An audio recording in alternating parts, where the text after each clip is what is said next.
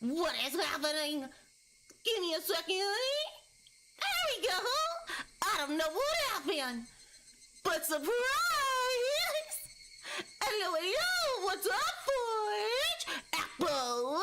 Good to see you. Good to see you. Welcome on in, my dudes. I'm setting things up. Hold on. Here we go. All right, we're back. We're back. Finally, for some more Higurashi. Are you excited? Are you excited? I hope so.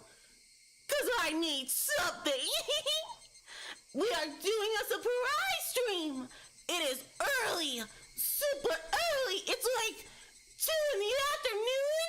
That's ridiculous. Crazy sauce. We don't stream early. What? We're doing it today. Because we have not had a lot of time to play Higurashi lately. And that sucks. I want to know what's going on. So last time, it's been a few weeks. I gotta think. I've been sick. I'm still pretty sick. Always sick in the brain. You know. But last time, the village knows who we are. We have been found out. We are no longer really undercover. We were a terrible tourist.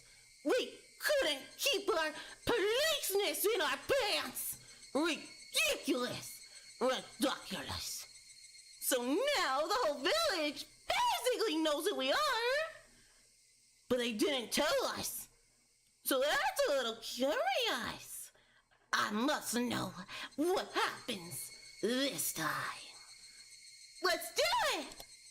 Wow. And in chapter 3! We're only in chapter 4? Wow. That's ridiculous! This game. December 11th? It's the 28th today! What were our tips last time? Oh yeah, the box! That was our first choice! That was really weird! I couldn't believe it! Not like it mattered! It was candy either way! But I want candy in a box! Give me candy in a box! That sounds delicious! I would like that! The glint in the demon's eye? And the investigation runs aground? Oh, there's a whole thing about who is it? The minister? Is it the minister's grandkid was kidnapped? And I don't think we know much, but it doesn't sound good. So yay! Murder! Let's get into it! I like this music! So gorgeous! What? What's up, Forge? You know, you haven't made it to a stream for so long. Your accent caught me off guard. They're gonna need to make more effort to make more streams. How good you, Forge? It has been a while. It has.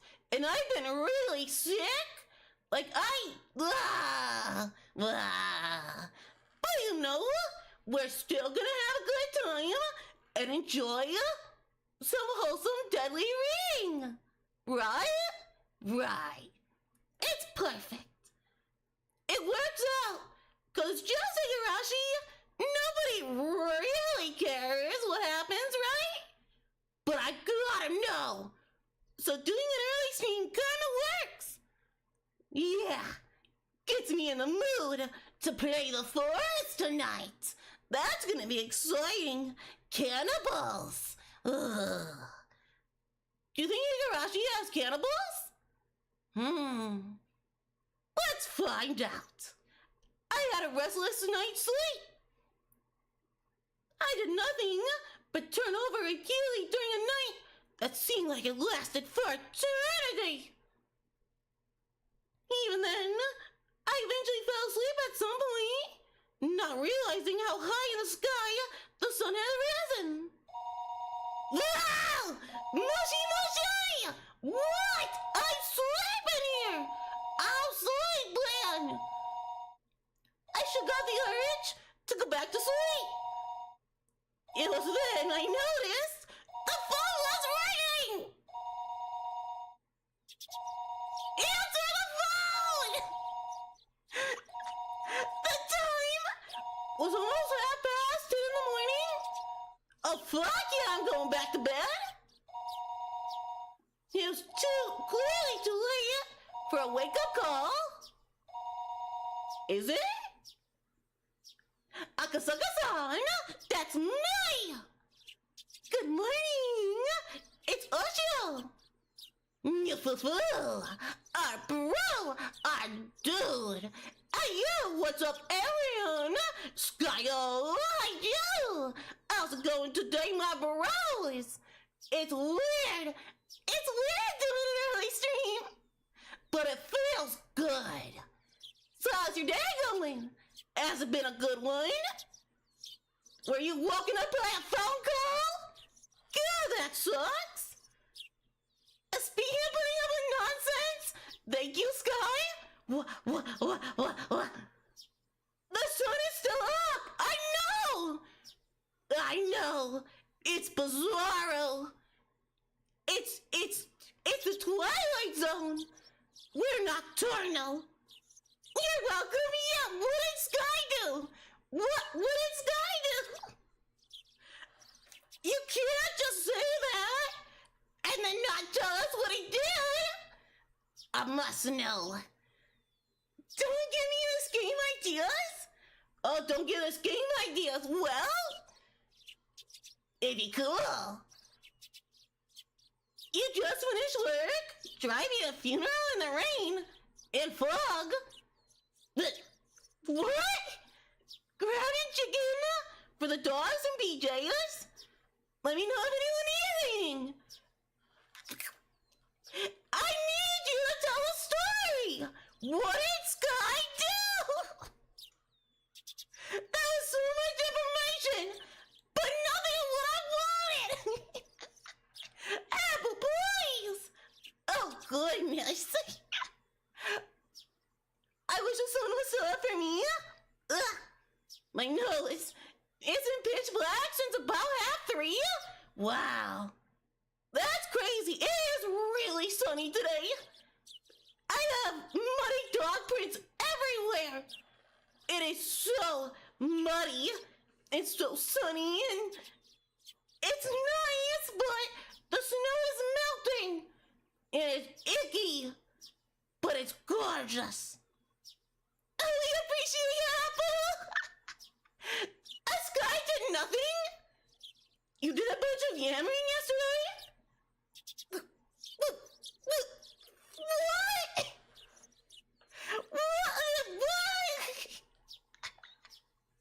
I swear. Lucky? Oh, about the Dojin? Were you guys talking about Dojin? Chaos. No wonder we're only in chapter 4. I can't read this shit. I've read so much Higurashi. I've read so much. It's a job. It's a living. Hey yo, what's up, Yoselin? Good to see you. How you doing today? 2 days in a row? That's crazy. Good to see ya. Yesterday I woke up, got drunk, did 2 streams, and passed out. Exactly. It was a good day. That was a lot. It was, but it was so good.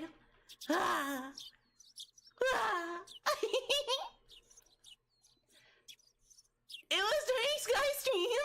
You were there, but I was drunk. I was drunken. You can't means when we're drunk? You can barely tell us things when we're live streaming. You think I remember? Forest soon. That's gonna be great. It's been good. You got Ultra Beast Gohan on Dragon Ball Legends? What? What is Ultra Beast? There's a beast? God damn it, Dragon Ball! Wow. It was so simple back in those days.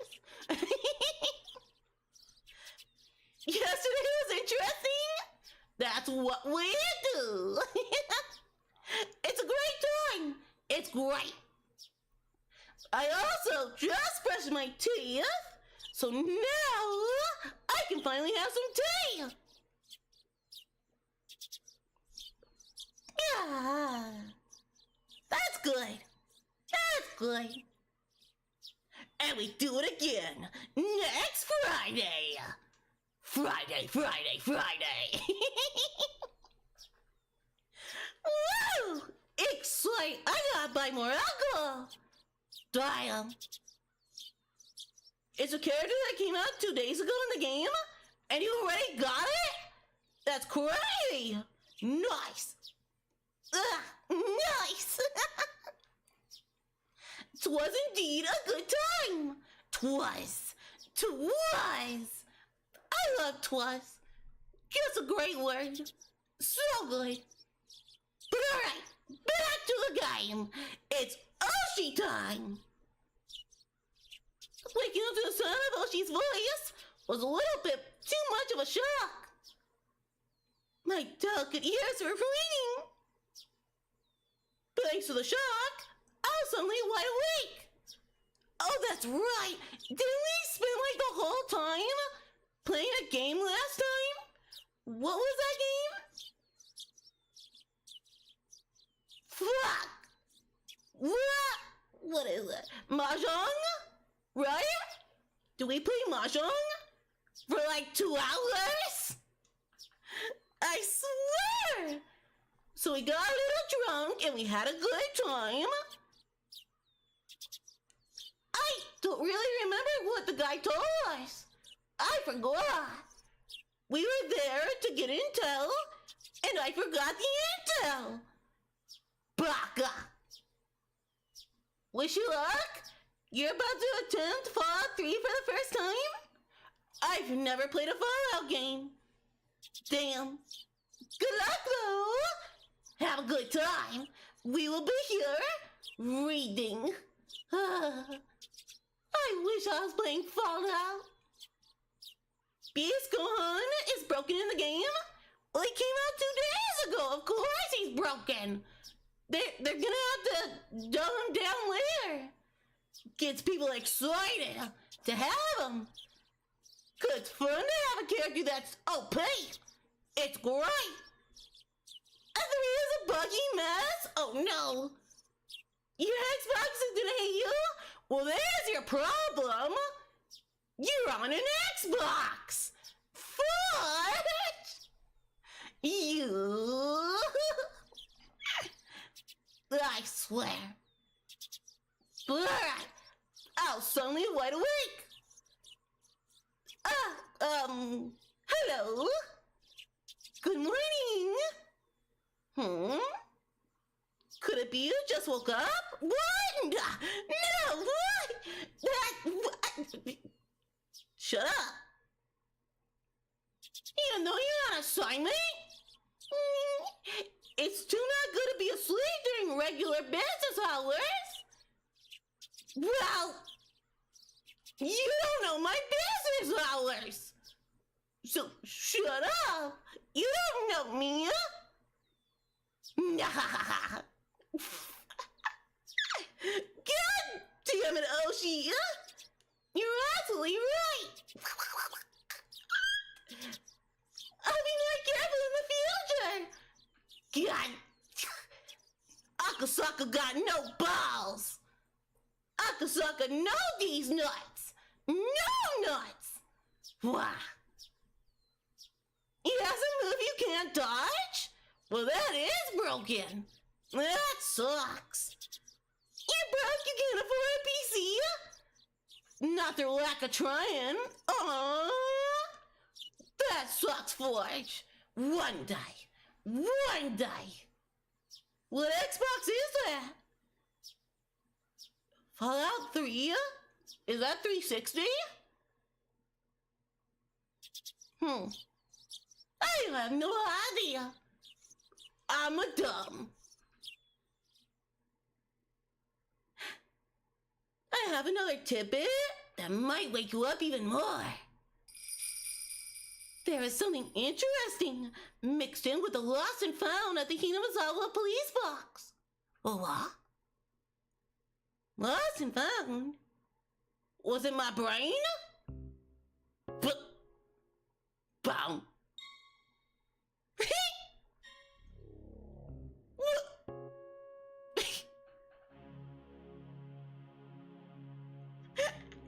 I wasn't ready for the music. What is this Animal Crossing shit? What is this? What is this? Well then, let's see the details for when you are here. That is super loud. I gotta turn that down, alright? You think you'll be able to make it for noon? Well, thank you, Yo-Loom, for the subscribe. Welcome to the Horde. How you doing? That's a cute name. Yo-Loom. Yo-Loom. Adorable. Welcome on in, I appreciate it. I'm a little sick. Hopefully you're having a good day. We are just being comfy, drinking some tea, and reading a little murder. You know, as we do sometimes. I hope we get to talk about murder today. That'd be fantastic.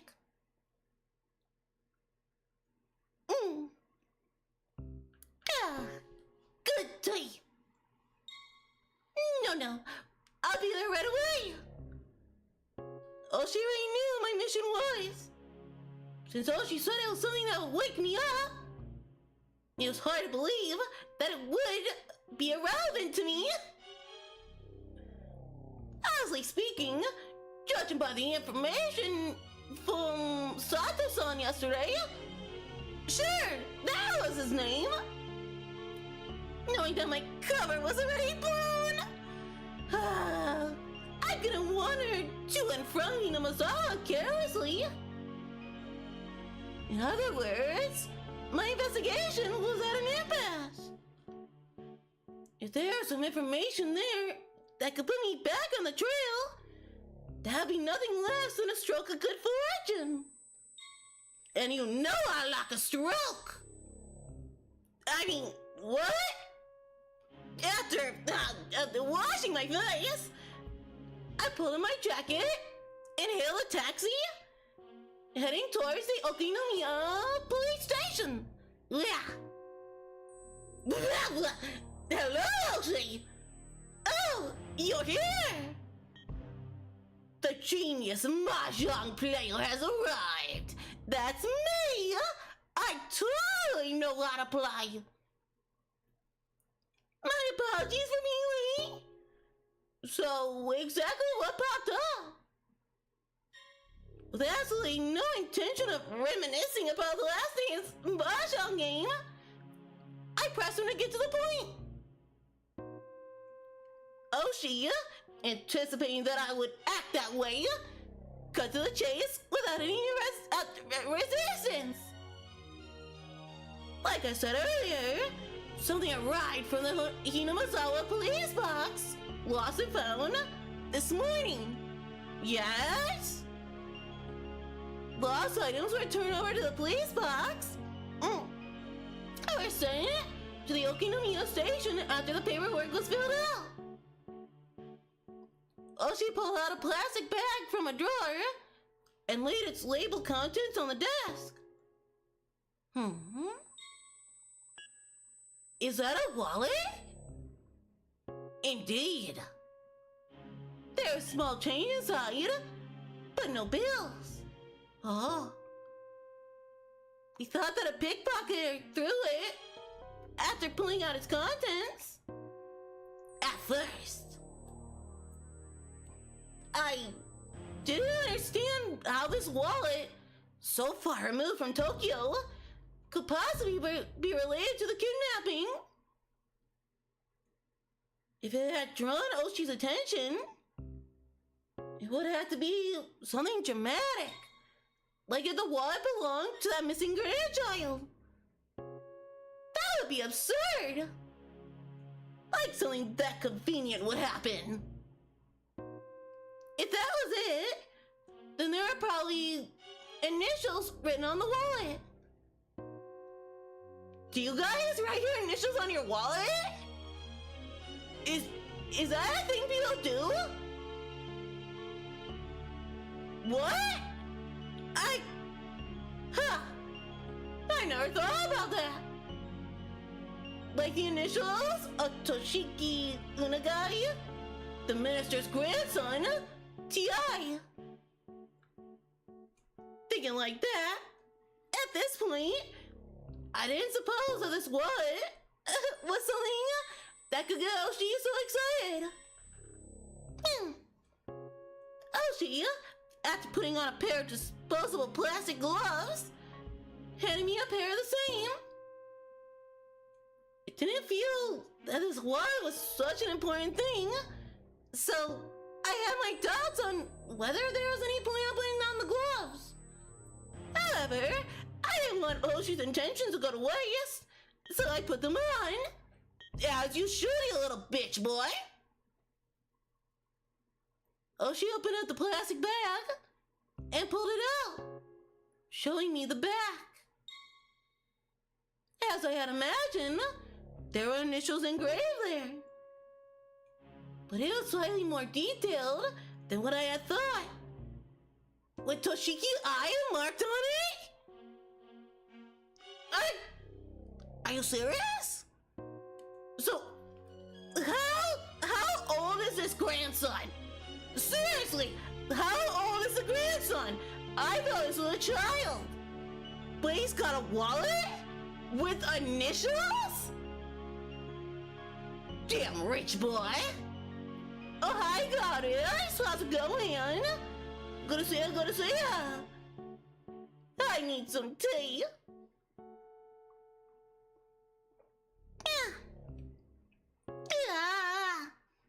Phew. I hate being sick. It sucks. But what you gonna do? Can't let the sickness win. That'd be ridiculous. Mom? Sorry, Zane, I think you're in the wrong chat. What? Trouble is bullying me? Good. Good. I'm sure you deserved it. That's what you get for calling me Mom. She kicked your ass before you even did it. That's right. That's right. How dare you? I am nobody's mama. Never. Exactly. What the? No, Mom. No, mama. What? I know, Bob. How you doing? He called me Mom. Disgusting. You bugger. What the hell? Droplet should kick your ass twice. Hello, everyone. Wow. Kaiju is a bar high from work? No go. You're working, that sucks. But thank you. Appreciate.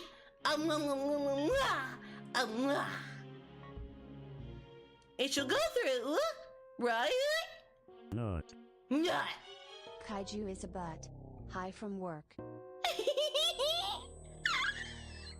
That's adorable. Thank you. I appreciate. you. Don't work too hard. That sucks. It's Saturday. Why are you working on a Saturday? Wow. What the duck? Zane, explain yourself. Nuka is the real one. Damn right. Damn right. You're also a goofy goober. Yeah, you are. You're a butt and a goofy goober. Zane, did you ever believe Kaiju adopted you? What? You're about to hit God rank? In Dragon Ball Legends? Fuck yeah! Get that God! You work every Saturday? Why? Why? That sucks. Why? Yeah. That sucks. Kaiju adopting Mia was like the cat distribution system at work? You saw that Kaiju adopted me as an editor? What? I never signed any paperwork. Cause I don't know how to sign. You saw that animation? What animation? Been slightly out of it today? May have been caught muttering some tears for fearing an unrelated VC? What? Apple, what? What? Now you caught me off guard, what? What? Thought I was muted? Oh, Apple! Oh, hugs and solidarity, you and No-Go, working on a Saturday. That sucks. Yoselin, you work Friday, Saturday, and Sunday, the whole weekend? Why? Do they pay extra? That would be the only reason for me. I mean, I work tomorrow, but that's Sunday. Sunday doesn't count. You thought you were the muted one? Were we all the muted one? Why don't demons ever get along in hell? Because they have too many heated arguments. Why do I feel like I heard something like that recently? At least the setup. I don't think I heard the rest of the joke. Was that the joke? Where is that from?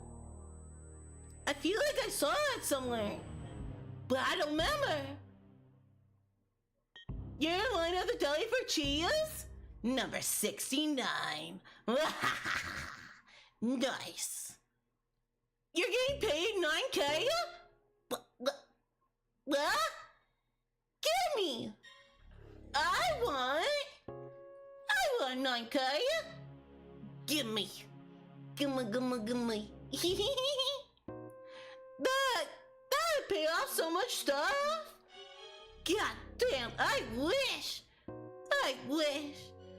You're 14, by the way? Then that horrifies me.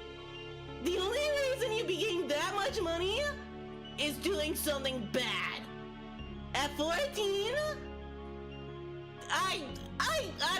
I'm not even gonna talk about that. Nope, we're done. Move past it. Toshi grinned at me with a look on his face that said, see? We can't confirm from that this belongs to the minister's grandson. I informed him calmly. This what was irrelevant. It was nothing more than Oshi's over-eagerness. What? What? It has Toshiki Eye on it. How could it be irrelevant?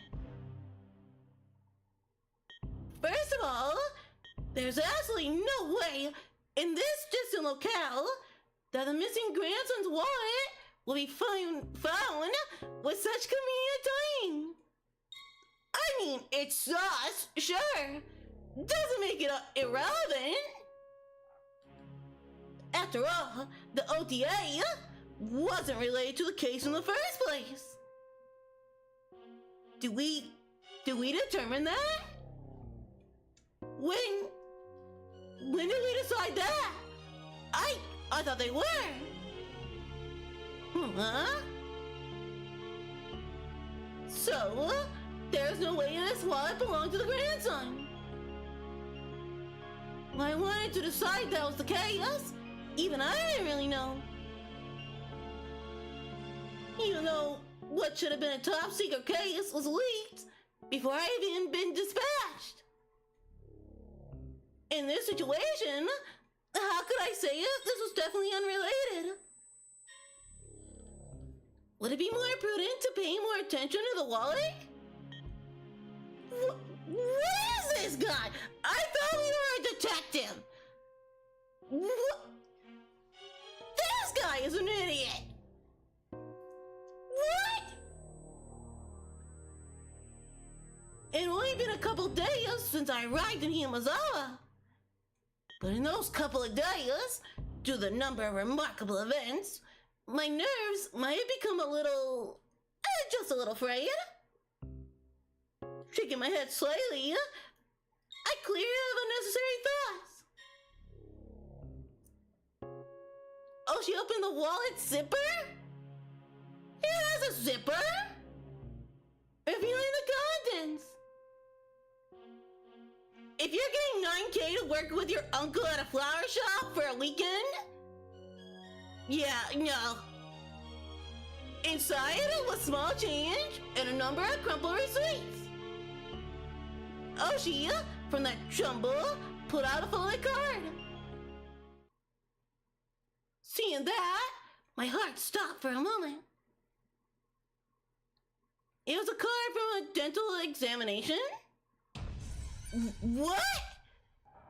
The name, Toshiki Unagai, and the age. What? Why would you have that? A perfect match. The dentist location was in Tokyo. There was no need to explain any further. How far was it from Tokyo to Hinamazawa?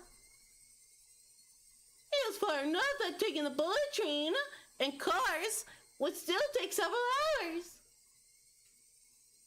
Why would a wallet from a dental examination card with a dental examination card from Tokyo inside show up in Hinamazawa? It's a trap. Could it belong to a tourist who came from Tokyo? Or maybe a villager on vacation to Tokyo just happened to pay a visit to the dentist? What? No! It had to have fallen in somebody's bag by accident. In my mind, I desperately struggled to find a possible excuse as to why this wallet didn't belong to Toshiki Unagai. It was as if it just wouldn't do for this wallet to belong to him. However, weeding out any possibility for error one by one, the haze surrounding the wallet in front of me faded, gradually letting it come into clear focus. See? I felt a shiver of electricity run up my spine. My pulse quickened, and a thin film of sweat began to coat my entire body. From Oshi's point of view, I was probably slack-jawed and spaced out. With a slovenly look on my face? Sure. Did you get any information from the dental office? That's your job, Akasaka-san. I didn't go that far. When did this wallet show up? The person who picked it up was a villager. They did so yesterday, it seems. No, that When was the wallet dropped? In Rainier last week. Exactly 7 days ago. It doesn't look like the contents are water damage. So the longest it could be would probably be 6 days. Wouldn't that depend where you found the wallet? What if it was under a shelter? But, bro, you are terrible officers. Does anybody else at this station have knowledge of the existence of this wallet? The officer who first encountered it at the Himatsubushi police box. And also 2 or 3 people in charge of the lost and found. Other than that, it's just me and you. If it's involved in a classified case, it'd be bad to talk about it, wouldn't it? I don't intend to wag my tongue. Is that it? What? Wag my tongue? May I borrow the phone? Go ahead. Dial 0 to get to an outside line. I dialed the phone number inscribed on the examination card. I could hear my pulse pounding inside my head. Could there possibly be something so absurd? The phone is ringing again! Why is there so much firing? I hate being a police officer. Oh, hi, Art. Good afternoon. How you doing? Good to see ya. We are, kind of just starting. But we found a wallet, and we're trying to deny it that it's Toshiki's, even though it obviously is. I don't really know what's going on. But the phone is ringing, and I fucking hate it. The addresses on the receipts and cards inside the wallets were all from the area where the grandson lived. The name on the examination card was also a match. The timing included that the wallet had been left behind also matched up with the timeline of the kidnapping. Of course, it was possible I could just laugh it off as a big pile of coincidences. There wasn't any strong evidence. Are you serious? Rather than all this circumstantial proof, the contents of the phone call I was making, or about to make, would have a much greater meaning. Why am I making the call? They were calling me. Hello? I'm sorry to keep you waiting. This is XX Dental Office. Why was my phone ringing? What? Hello? This is the XX Police. I have a misplaced wallet here, and I'm trying to get in contact with the owner. Would you be able to help me? Inside the wallet, there's an examination card from your office. Yeah. The name is Toshiki Unagai. If I give you a number of the card, would you be able to look up the phone number? Yes, thank you. If you could. Still holding the receiver, I pulled out a notebook from my breast pocket with my free hand. I opened up to a page with the grandson's address and phone number recorded on it. Yes? Hello? Yeah, go ahead. I compared the phone number written in my notebook to the one that was read out on the other side of the line. During that process, I spun around to look behind me uneasily. I locked eyes with Oshi. He was just looking so goddamn hot today. Oshi looked puzzled, wondering what the matter was. Why would I feel so uneasy and look behind me? That was because the person on the other end of the line was reading out their numbers, as though doing so straight from my notebook. Bum, bum, bum! It seemed that HQ was in quite an uproar thanks to my report. No matter how many times the authenticity of the evidence I had linked to the grandson was called into question, I could only respond that it was the truth. When the lead investigator first picked up the phone, I was grilled about the evidence I found. That was almost too good to be true, if I do say so myself. But after having doubt after doubt dispelled, he fell into silence. The receiver was finally handed over to the section chief. When he picked it up, the background throng on the other end of the line disappeared. I knew they had gone completely silent. After asking the same questions about the what that lead investigators did, or the lead investigators did, the chief quietly spoke his next words. Got it. We'll dispatch several people as enforcements. I should be able to make it there by evening. Yeah. Akusaka-kun, please continue your investigation of the area. Get some information on the spot where the wallet was found. So you do know where it was found. Kano-san? Kano will select some people and head directly there. The fact that you sitting Kano, the lead investigator here, meant that the chief had decided this was the possibility that the ODA were somehow implicit in the kidnapping. Do we already know this? Why do we repeat shit? Oh yo, what's up, Kirek? Good to see you. How you doing tonight? Or today? It's still so early. I'm not used to streaming with the sun out. Is he of your heart? And your two heads? Oh, wow.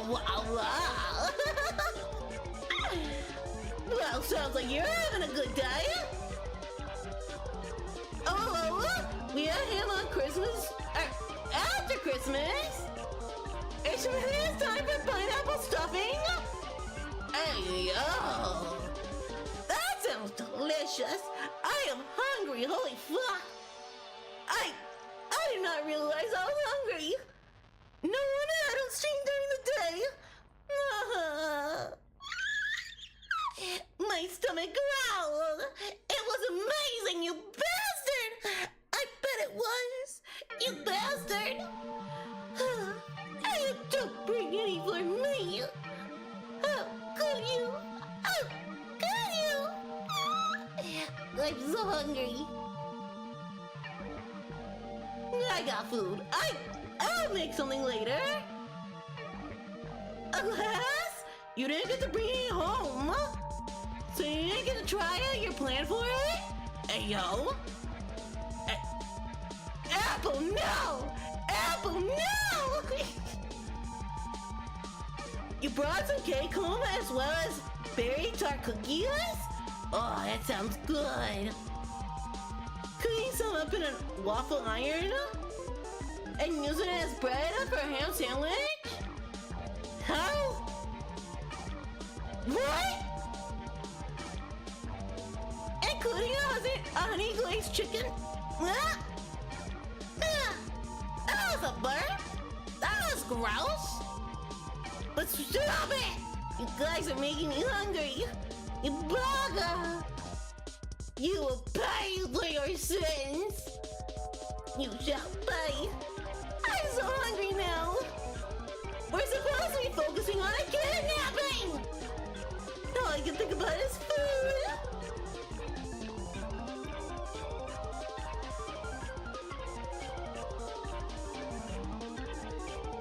What? Damn it, that sounds good. I gotta keep reading. We got the forest later. I gotta get to the end of the chapter. However, it felt as though until the lead investigator whom he trusted had verified the evidence with his own eyes, he was still going to be skeptical about it. Are you okay? Are you not sick? Do I not sound sick? I feel like I still sound sick. It's not as bad, but it's still a little gucky. Not bad.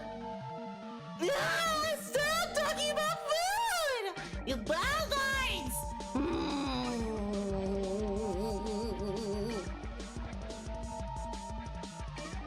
How'd it go? It seems that HQ is sending reinforcements. I was ordered to investigate the area. Where's the wallet dropped? Around Takasudo, apparently? Where the fuck is that? This is Okinomiya. All the way over here? This is Hinamazawa. Then, even further upstream, way up around here, is Takasudo. Then, how did it get to the Hinamazawa police? What? What? You sound seductive? Don't lie to me, Jack! Don't lie to me! I'll get my sickness all over you! Bugger! You can order me some? Order me food! Give me nom! Nom nom nom nom nom! I want food!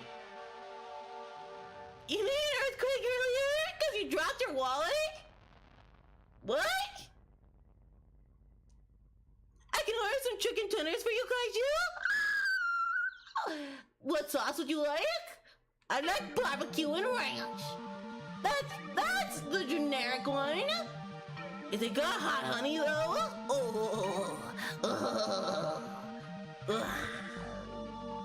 What do you want? I want everything.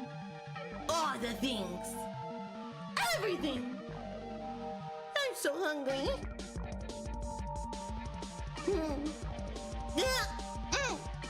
Hold on. One second.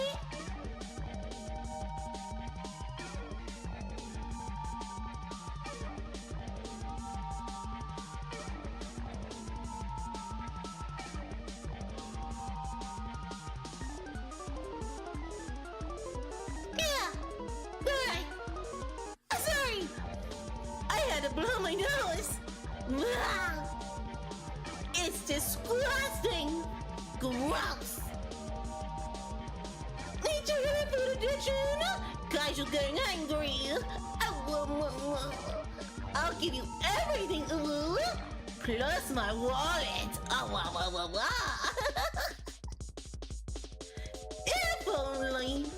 If only. Do you want the whole menu? Because I can buy it for you. Proof? Proof.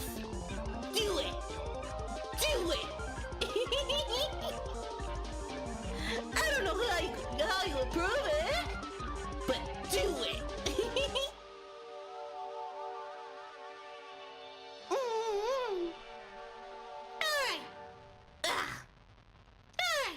Oshi explained where the wallet was found by pointing to the location on a map on the wall. This place, called Takasudo, was even more remote than Himazawa was. Oh, hello, what's up, Pardon? Good to see how you doing today? I saw you and Vtuber playing Hell Divers. You bastards! You sneaky! How could you? How could you not play with me? How could you? That's okay. I had to do some reading. You can us anytime? Hey, yo? Varden! Violet! Oh my! No, that one doesn't exist. That doesn't exist.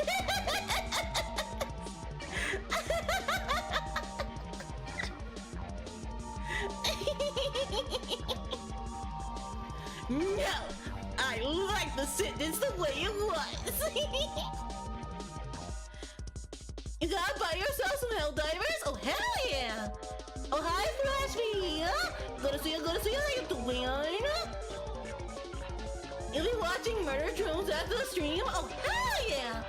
And then watch your Forest collab later? Fuck yeah! That's a good spooky day! Love Murder Drones!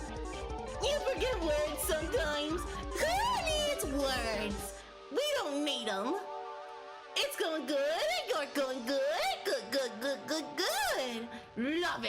Love it.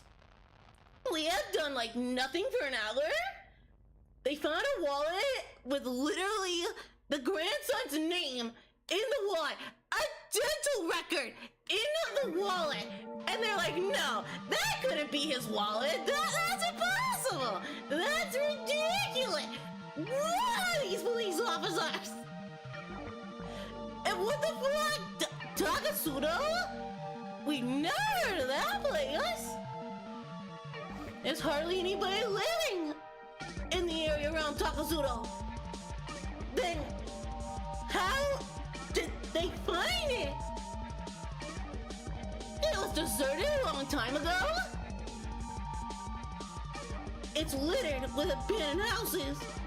So it's really quite desolate around there. Sounds nice. Oshi-san, could I ask you to guide me to Takasuka? Yeah, I don't mind. You can't really get in and out of Hinamizawa as you please by yourself after all. True. Of course, I'll have to make you wear the cap and mask again. That Oshi had agreed to accompany me was very reassuring. If Sato-san's info was to be believed, my cover had already been blown. Should have been me! I wasn't sure the villagers had realized that the fresh meat dispatch from the public safety was a tourist that had visited the village yesterday. In other words, me. But decided that they hadn't noticed would have been overly optimistic. Given a courtesy thought, Takasudo, where the wallet was found, couldn't be ruled out as a hiding spot for the kidnappers. Clearly!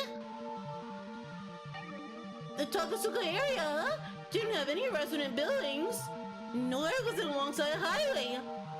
That sounds like the perfect place! There wasn't a reason for even the locals to go out their way to visit it. Get your ass out there! It was exactly what you call a long-forgotten ghost town at the end of the space road. What is that? Oh my! You couldn't ask for a better place to hold a kidnapped grandson. Exactly! Get your ass out there! Also, you couldn't get to Takasudo without passing through Hinamizawa first? What? That seems impossible. Those subtle conditions made the area all the more important. I couldn't brush it off any longer. There is no longer any doubt that the ODA, or somebody hired by them, were involved in the kidnapping. If that was the case, then the fact that this wallet was found might already have been leaked to them. They even knew so much as how the Public Safety Division was operating. The case of the wallet couldn't be something they didn't know. In that case, there's a possibility that the enemy was lying in wait. To dive alone into enemy territory, surrounded by enemy territory, to say the least, requiring my courage, nay, recklessness, that I just did not have. Akasaka no balls. Without your company, Oshi-san, I wouldn't be able to step into the village so easily. Thank you very much for your cooperation. Honestly, I thought you would ask for more money. Well, if we're being honest, Himatsubushi isn't exactly a place I like to go. I at least appreciate if you pay for the cab fare.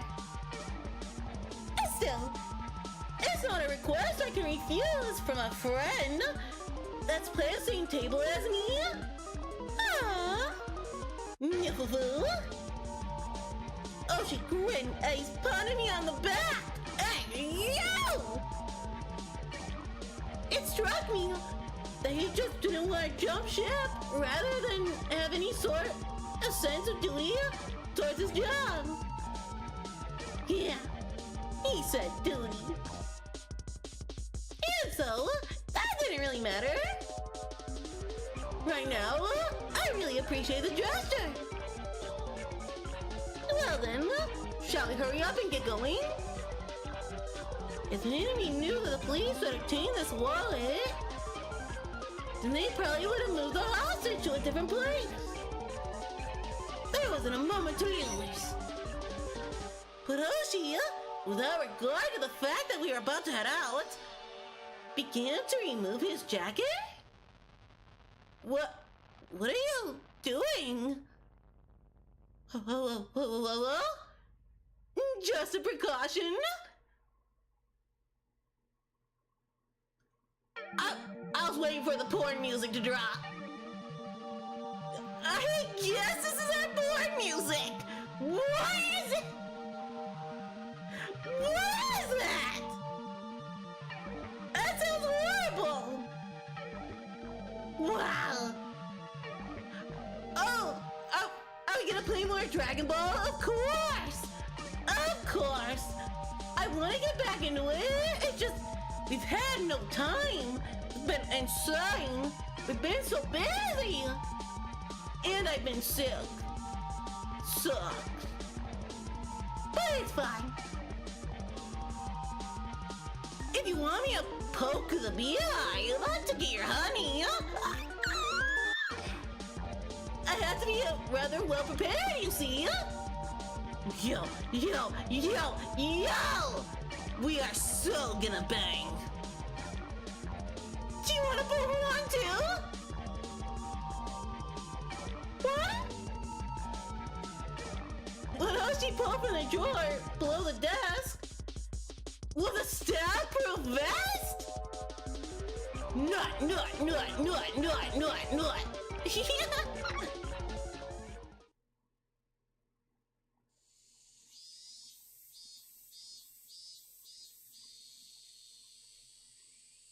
His name was Toshiki Unagai, the grandson of the Minister of Construction Unagai. There's only one reason for him being here.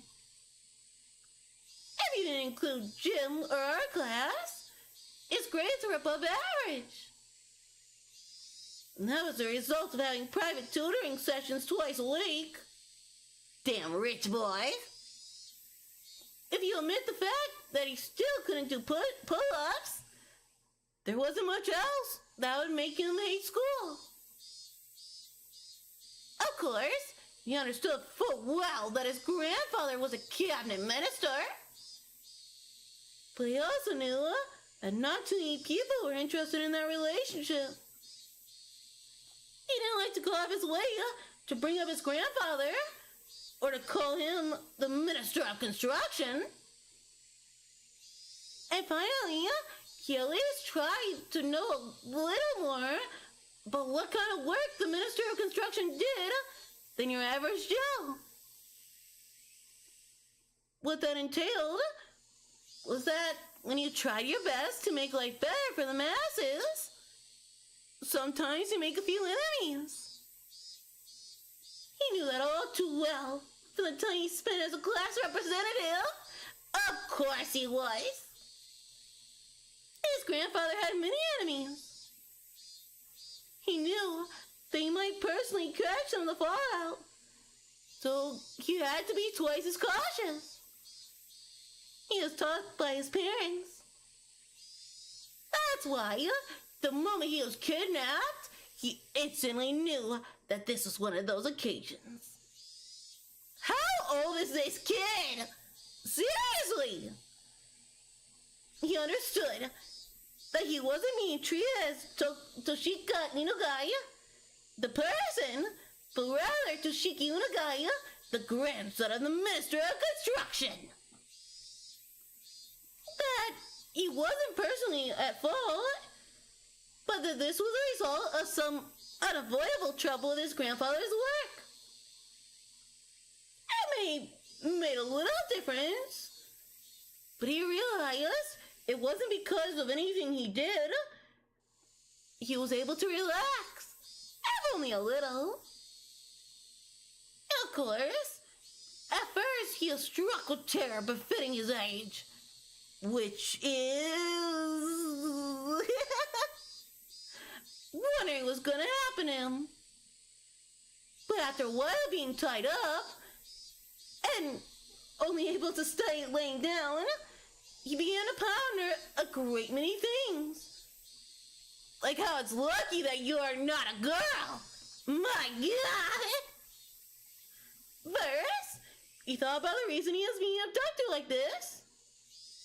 He understand the answer to that easily.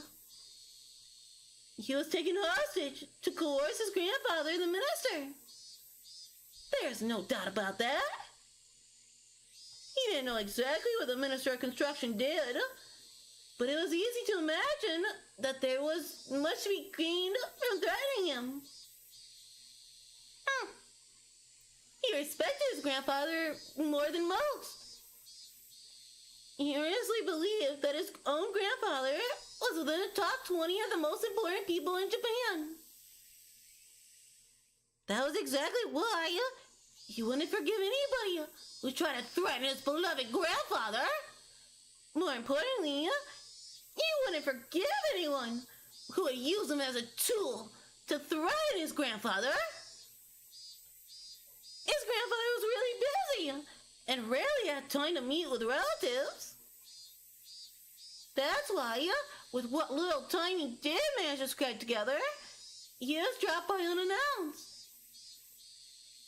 And as an apology for not being able to meet during New Year's or summer vacation, he doted on his grandson very, very much. A number of times that Toshiki was looked upon with disregard just because his grandfather was a politician and a minister certainly weren't few. But he never thought, even once, that he wanted his grandfather to quit being a politician. Because it was his beloved grandfather. He wanted him to continue his career as long as possible from the bottom of his heart. However, Toshiki was now being held hostage. His grandfather was being threatened. His grandfather, who called him the apple of his eye, was surely suffering. He might do anything to save his grandson. Maybe even putting aside his ideology. If it was required to save his grandson, he might cave in the culprit's demands if it meant saving his grandson. Until Shiki thought about that, an inexplicable anger welled up within him. In his current situation, he was unable to forgive the cowards who would make his beloved grandfather suffer by using such dastardly means. That feeling swelled up inside him, displacing the fear. What he thought at first was something any boy would imagine. Get out of these bonds, beat up the bad guys, then hand them over to the police. Images of all the brave heroes from all the manga he had read passed through the back of his on me. Class representative, rich boy, reads manga. Sure. Yeah, In this imaginary scenario, he slipped his palms easily, flow like a butterfly to avoid his captors, then sting like a bee to bring them all down. In the end, it was nothing more than a silly little fantasy. But with his vision obstructed and unable to see anything, it was something that he could get into more than any anime at the moment. In any actuality, he was enjoying this little scenario in his head. For a long period of time, he was tied up. His captors hadn't really done anything to him that they would feel sorry for. However, eventually he began to grow tired of his fantasies, and more realistic scenarios began to run through his head. It was then that he realized that none of them were a solution. Yes, he wanted to do something for his grandfather who was being threatened. That he was being held here to inflict pain on his grandfather was a thing that he could least forgive, and also the most vexing. And then he noticed there was a much simpler way he could save his grandfather without having to beat up his despicable captors. That was to remove himself as a hostage from the hands of the villains? Yeah! If he was to disappear from here, his captors would have nothing to threaten his grandfather with. Boy, what are you gonna do?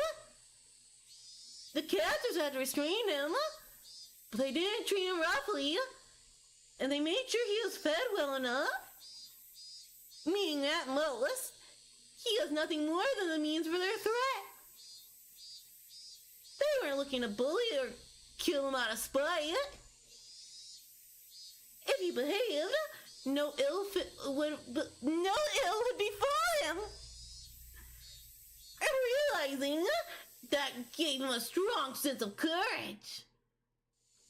And carrying his train of thought this far, he let it run its course on its natural conclusion. Right now, at this very moment, Toshiki Unagai had decided to escape. Duh!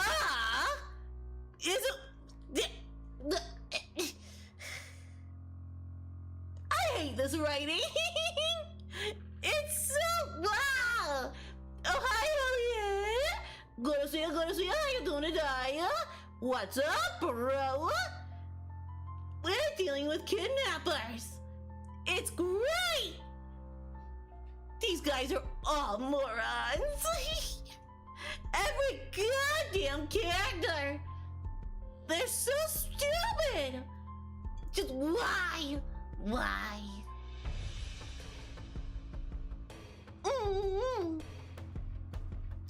I'll get a little to you, and we can continue.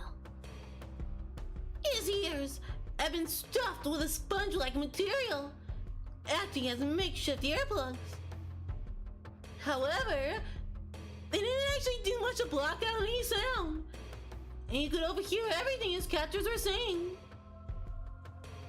Realizing that this was to his advantage, even when his captors spoke out, he acted like he couldn't hear them to the earplugs.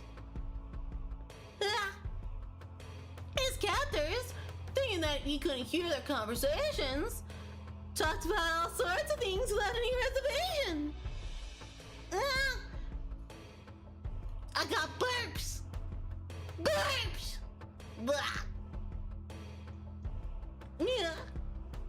Thanks to that, he was able to obtain various pieces of information. First off, this wasn't Tokyo. My dog is barking. Probably means he sees another dog. Hold on. Let me make sure. He's not being a dummy. No, he's good. He's good. He probably just saw another dog. There we go. Alright. Where was I? This was not Tokyo. It seemed that this was quite a distant place. And on top of that is the countryside, nestled deep in the mountains. It also seemed his captors were inconvenienced living out here. So you could deduce that this place was far removed from any town. Finally, whenever they went out to buy food or other supplies, they would always take a car. The fact caused him some dismay, because he knew that the method he learned at school of running around blindly while shouting for help wouldn't work here. He paused. His little mental escape scenario there. His ultimate goal was to find somebody who would help him. If somebody who fit the description wasn't close by, his chances of escaping successfully grew slim. A desolate, far-off land deep in the mountains. A place where you couldn't even go shopping without a car. In this situation, escaping would be very difficult.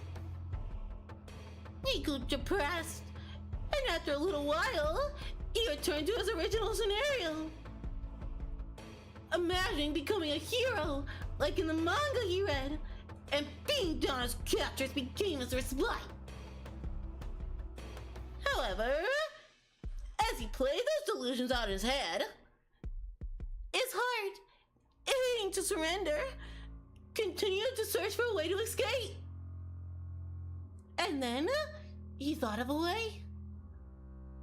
If the goal was far away, then all he had to do was get closer.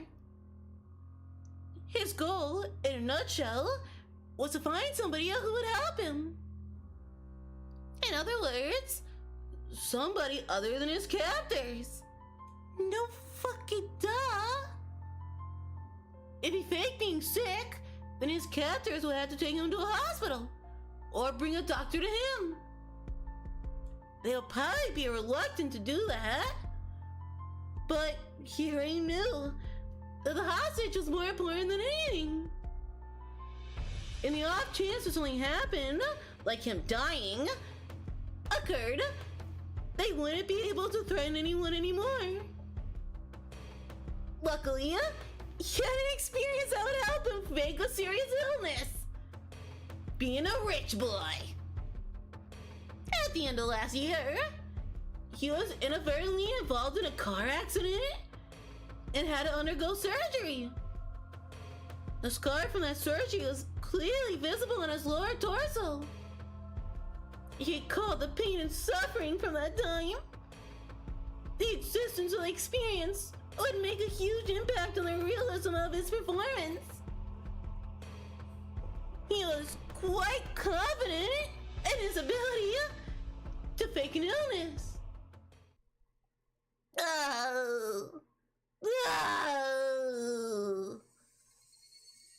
His captors at first took that as a sign he needed to use the washroom. Untying only his arms, they tried to bring him there while he was in blindfold. But he didn't even try to get up.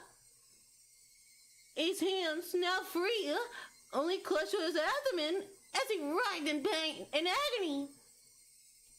Hey, what's wrong? Does your stomach hurt? He still had his earplugs in, so he had to pretend he didn't hear his captors asking questions. He was about to nod, so he hurriedly had to stop himself. What's the matter? Yeah, the kid's clutching at his stomach. Must be a stomachache or something. His captors looked down on his suffering form for a bit. One of them proposed a course of action, while another laid his doubts that Toshiki might be faking it.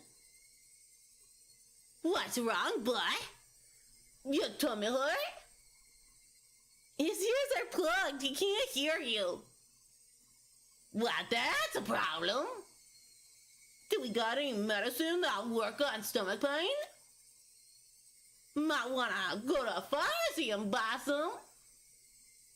When it comes to stomach pain, there's a bunch of different meds, isn't there? As long as we don't know the cause, we shouldn't just buy any old medicine.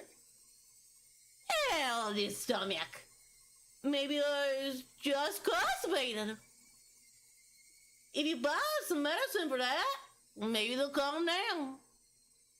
It won't kill them if we're wrong neither. Don't decide something like that on your own. It might be appendicitis or something. My uncle suddenly got it a while ago. That was pretty scary. One of the captors leaned over beside the boy, who was bent down in agony. I feel sorry for the kid. Well, his whole body is covered in sweat. Is it your stomach? Does it hurt? He can't hear you! I thought you were the smart one! Hey, if it hurts, you shouldn't clutch so tightly. It'll only make it worse. Realizing that his captors were concerned about his stomach, he inadvertently let his shirt right up, letting the scar from his surgery come into plain view. His vision was still obscured with packing tape, so he couldn't see the reactions to his scar. But his captors were taken aback, and judging from the momentary silence, he had obtained the reaction he was looking for. Hey, this is bad. This scar, it's not that old. Does the boy have a fever? There's a thermometer around here? No way we have one. But that's a lot of sweat. Yeah, his forehead feels pretty hot, I think. I've heard that under prolonged stress, old wounds can be aggravated. So what do we do? Are you saying the medicine won't work? We don't know what surgery the scar is from. But in any case, this is bad. In the worst case, it could be fatal. This bad. That's really, really bad. Maybe we should have a doctor look at it? At this rate, there's a chance he might suddenly die on us. So Shiki with those few words, knew the situation was progressing exactly as he had envisioned it. And snickering to himself on the inside, pressed his act even further. He didn't even need to know. Well, he didn't even need to see to know that his captors are panicked and are running around like chickens with their heads cut off at this troublesome turn of events. Should we take him to a clinic? Nah, that's not good. Probably better if the doctor came here. Dr. Erie, you mean? Dr. Erie? Is that okay? Will that be alright? It'll be worse if anything happens to the hostage. Nothing we can do. It's an emergency. Damn, these guys are also idiots. And hi, Raccoon. Good to see you. It's 11:30 at night for you? Wow. That's crazy. It's like 3:30 in the afternoon. Damn time zones. Well, I guess good night. I can't say good morning, so I'll say good night. Good to see you, bro. Hopefully you had a good day. I'm still a little sick, but it's not too bad. We're dealing with a kidnapping. It's crazy. They're all such idiots. This writing. Just baga. Baga.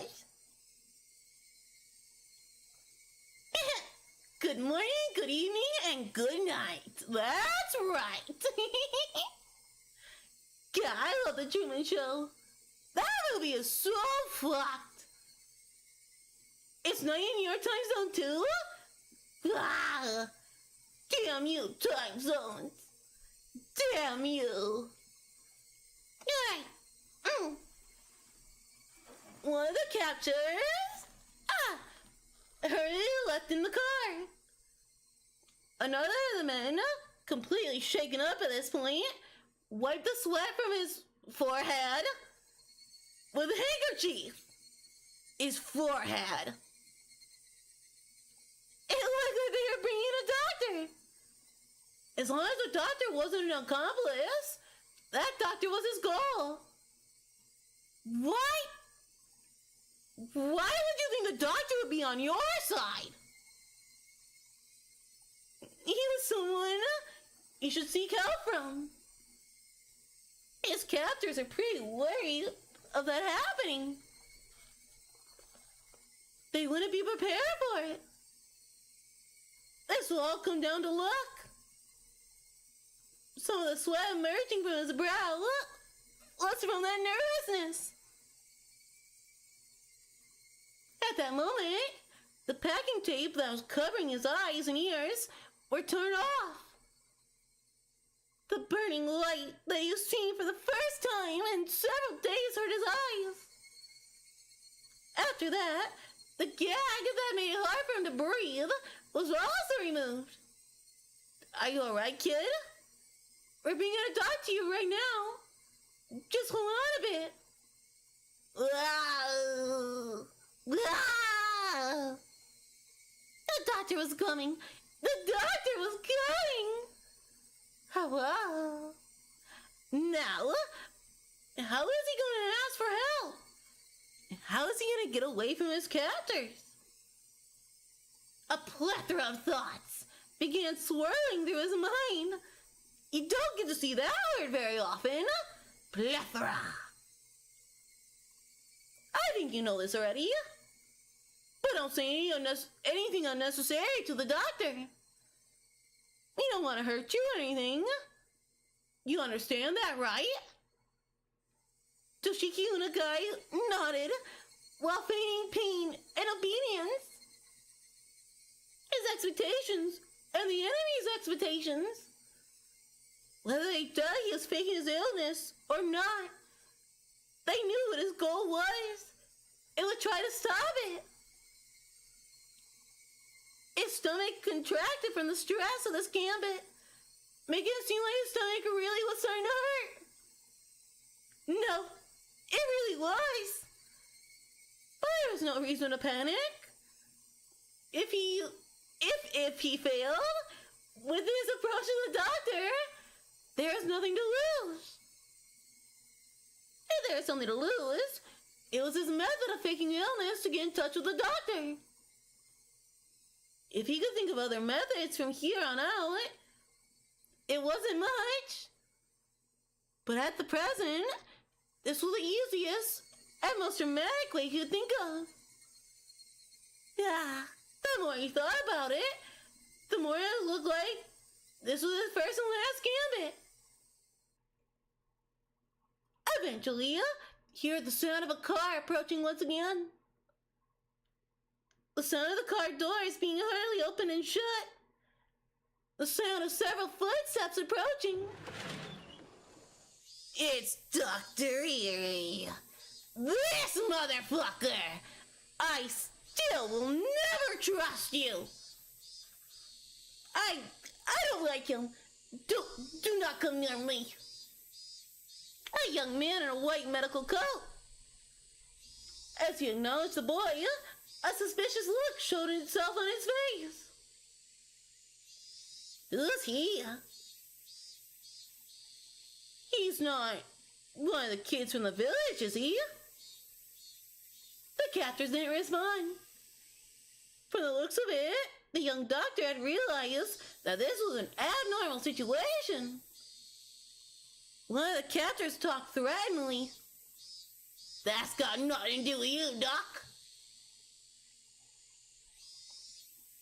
For a while, the doctor and the captor silently glared at one another. However, unable to stand the sight of a boy continuing to suffer, the doctor, as the captors had hoped, didn't press any further.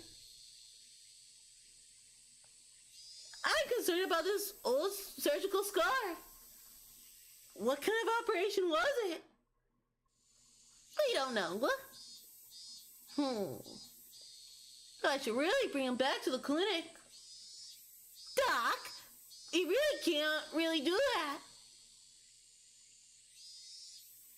The doctor said he wanted to bring the boy back to the clinic, but the captors silently shook their heads at the notion. It was a fleeting hope, but it was only natural that the captors would refuse. At that moment, his eyes met with the doctor's. Seeing that the boy's painful state was abnormal, the doctor suspected it was a serious illness. Are you alright? I'm a doctor. When was this when was this surgical scar from? Last year. During the winter. From an accident. An accident? I see. This is a problem. He couldn't let the doctor figure out that he was faking it here. He had to somehow figure out some way to keep this going and tell the doctor that he was being confined and needed help. I'm gonna touch the affected area, okay? If it hurts, tell me where.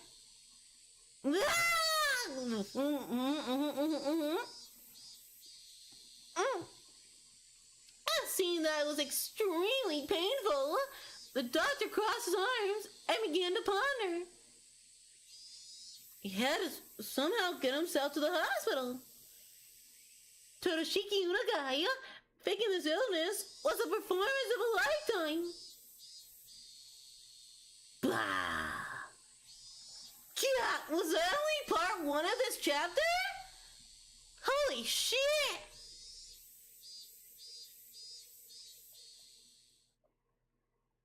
Holy fuck! That's a long chapter! Crap, we gotta get through this! We got the forest in like 2.5 hours? Good work, everyone! I know it's hot, but please do your best! Oh, are we back with the police now?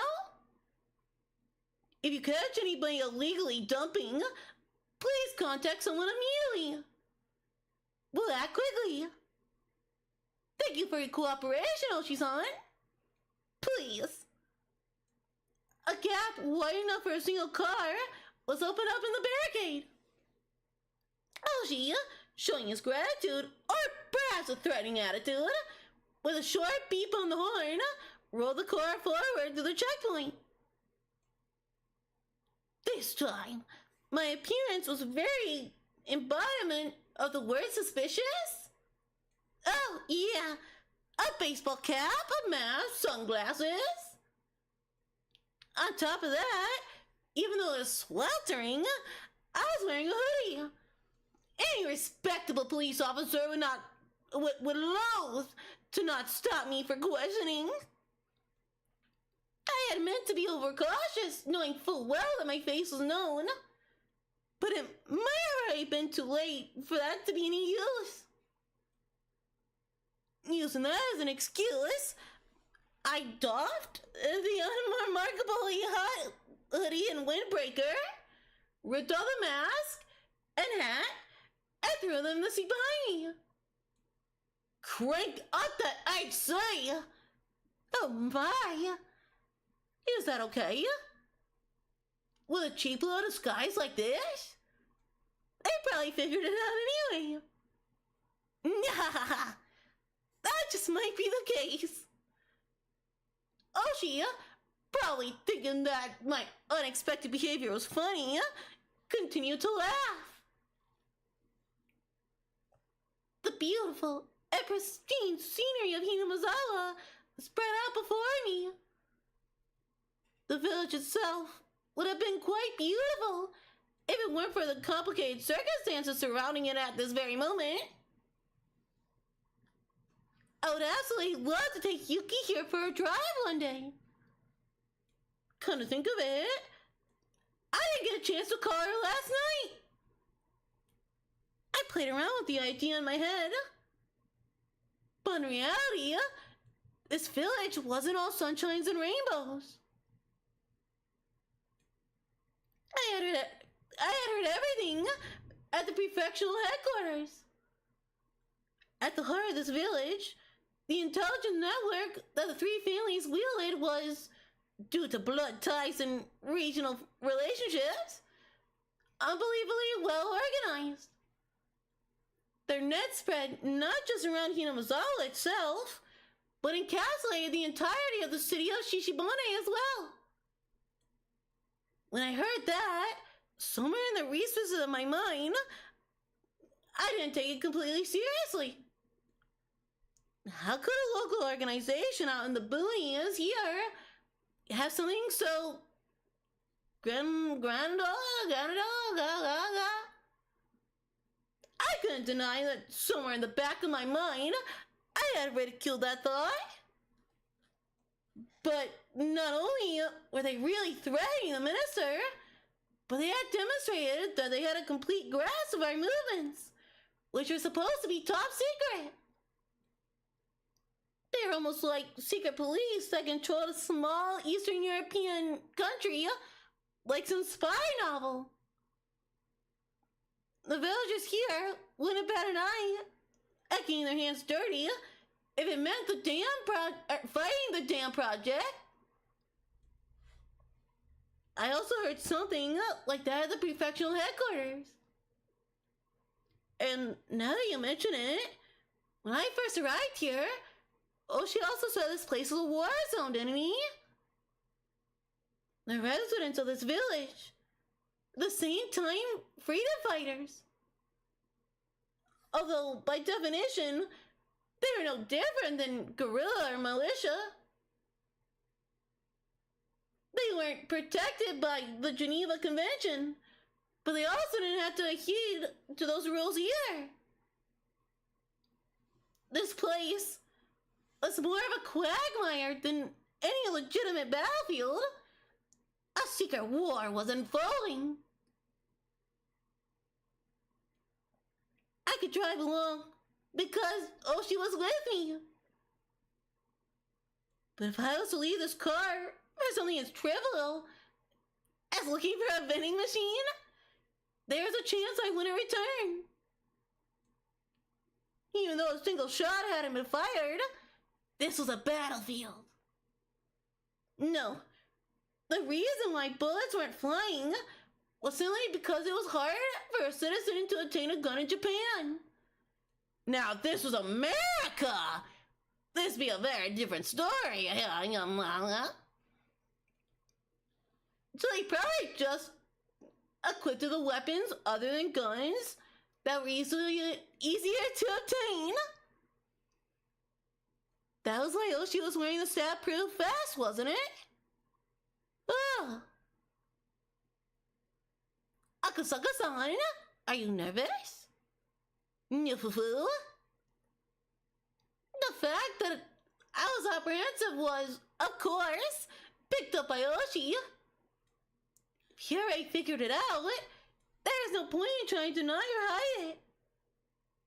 Of course I am. We're heading to the heart of the enemy territory alone, aren't we? I'm worried about if something unlikely happens with just the two of us. Just the two of us. Something unlikely? It'll be alright. Isn't everyone in the village our enemy? If everyone gets their story straight, they could murder someone in broad daylight, and there wouldn't be a shred of evidence. I'm asking about something like that. This was what the ironclad rule of not barging into the Yakuza office alone was about. If there wasn't a neutral party involved, the area wasn't bound by laws of common sense. If something happened, you wouldn't be able to prove it. And there wasn't anybody who would take your side. It was pretty much a definition of poking the bear. I've left word that we're headed towards the Himatsubushi area. And in the worst case, we've also got a radio. I know you're scared, Akusaka-san, but it's not that easy to pull off the perfect crime. Well, of course that doesn't mean we can't let our guard down either. Akusaka-san, you're too worked up over this. You were more relaxed last time we came up here together, weren't you? Nah. Laughing it off, Oshi thumped his chest and grinned, as if to say I could depend on him. Well, if it gets really iffy, nah. This comes with having the badge. Oshi made a motion by sticking out his index finger. It was undoubtedly the image of a gun. Will it be of any use? If you're not afraid of dealing with the aftermath after the shoot, it's actually very reassuring. Oshi! An officer's gun was only for show. If you really wanted to fire it, there's quite a number of stipulations, and you had to be prepared for the long probationary period afterwards. That definitely wasn't worth it. So even if an officer didn't holster his gun, there wasn't one who actually wanted to pull the trigger. Now, if this was America... Akasaka-san, are you carrying one?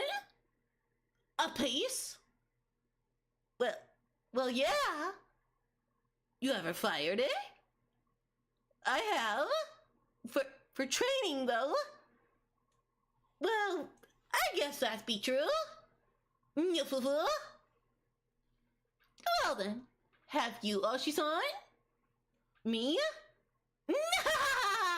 Nah, there's no way. What was that? I thought he was laughing at me because he had experience. The two of us laughed together. I've also never pointed the barrel at anyone. I've looked down the barrel of a gun a few times, though. Just being made to look down the barrel like that is enough to shorten your lifespan by another 3 years. Even if you had never fired the gun before. You couldn't even begin to compare the amount of experience Oshi had over me. Oh, my stomach is growling. I'm so hungry. God damn it. At this time, I could only marvel again at how reliable she seemed. Come to think of it, I didn't want to come to this late in the middle of the day. Hiccup. But there's no way for a car to get through other than here. Akusaka-san, just in case, put on the mask again to hide your face, please. What's the matter? Can you not hear it because the air conditioning is too loud? I'll turn it off. Try opening the window. When I opened the window, a blast of hot air blew inside. And then, I could hear angry yelling coming from far away. At that moment, the forest gave way on either side of us, and our view expanded suddenly. Huh? And there could be seen the Himatsubushi Dam construction grounds. the very front line for the Himatsubushi village. Ah! God damn! We're absolutely opposed to the construction of the Himatsubushi Dam! The crackling blare of someone's voice sounded over an enormous loudspeaker. The roar of angry voices continued to rumble. The incredible volume had become a variable sound cannon, spewing out its ammunition. The prefabricated site office was surrounded by 2 sets of high fences laden with barbed wire. Lined up in front of those fences were riot police in their vehicles. Now this sounds like America. And surrounding it were the villagers. They howled out their protests against the dam as a single entity. Oh, there's not too many of them today. We're in luck. That's not too many? Yeah, when there's a lot of them, the crowd reaches as far as the road. You wouldn't even be able to inch forward in a car. At first, due to their overwhelming intensity, it looked to me like there were more people than there actually was. But upon closer inspection, there are at most 50 or 70 of them. But the 6 or 7 propaganda trucks lined up that looked like they belonged to a bang of thugs were a strange enough sight. The villagers were also wearing helmets and bandanas, as well as covering their faces with masks, adding to the oddity of it. The propaganda trucks, after playing their chorus, had their volume turned up even higher and began to flood the area with sutras. To say the voice or the noise was downright violent wouldn't be an understatement. God damn it! And from this distance, it was still loud. The glass in the office was probably rattling from inside. They couldn't do anything but take it. Those riot squad guys. Every one of them is wearing earplugs, but they still having to hear damage. Poor sobs. Can't you do something about the noise with audience laws? Our prefecture doesn't have any laws regarding noise ordinance. What? Also, those are sutras, right? We can't regulate religious activities. Those guys are pretty smart. Is what I think she said. Actually, no matter how tightly the window was shut, the booming sound of the sutras still filled the car. I couldn't even hear what she said. Who was sitting right next to me. As the car opened, a lot of propaganda trucks, the blare became difficult to bear. It wasn't enough to just plug my ears with my fingers. I had to hold my head and keep my skull from splitting apart. If I had seen this terrifying energy sooner, I would have probably understood what Himatsubushi village was much quicker. Now I knew that they wouldn't blink an eye at sacrificing themselves in order to protect their hometown. So goddamn noisy. Shut up, shut up, shut up! My head throbbed like it was gonna split apart. My eardrums crackled, and on top of it all, I felt like I was gonna throw up. With the roads crowded with the throngs of squatters, the propaganda trucks, and the riot police's vehicles, it was in no way easy to get by. If you try to shoot the squatters with the car, they were also wearing earplugs, oblivious to the noise outside world. and wouldn't easily move. The car could only inch forward at a snail's pace. Even then, the car eventually got through, starting to leave the tumultuous noise behind.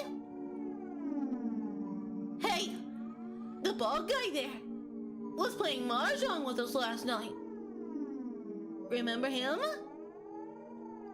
I remember there was an older person who didn't exactly mince words. The guy that Oshi called old man. There was something like that? You see, he's the foreman of the main construction site. Oh no.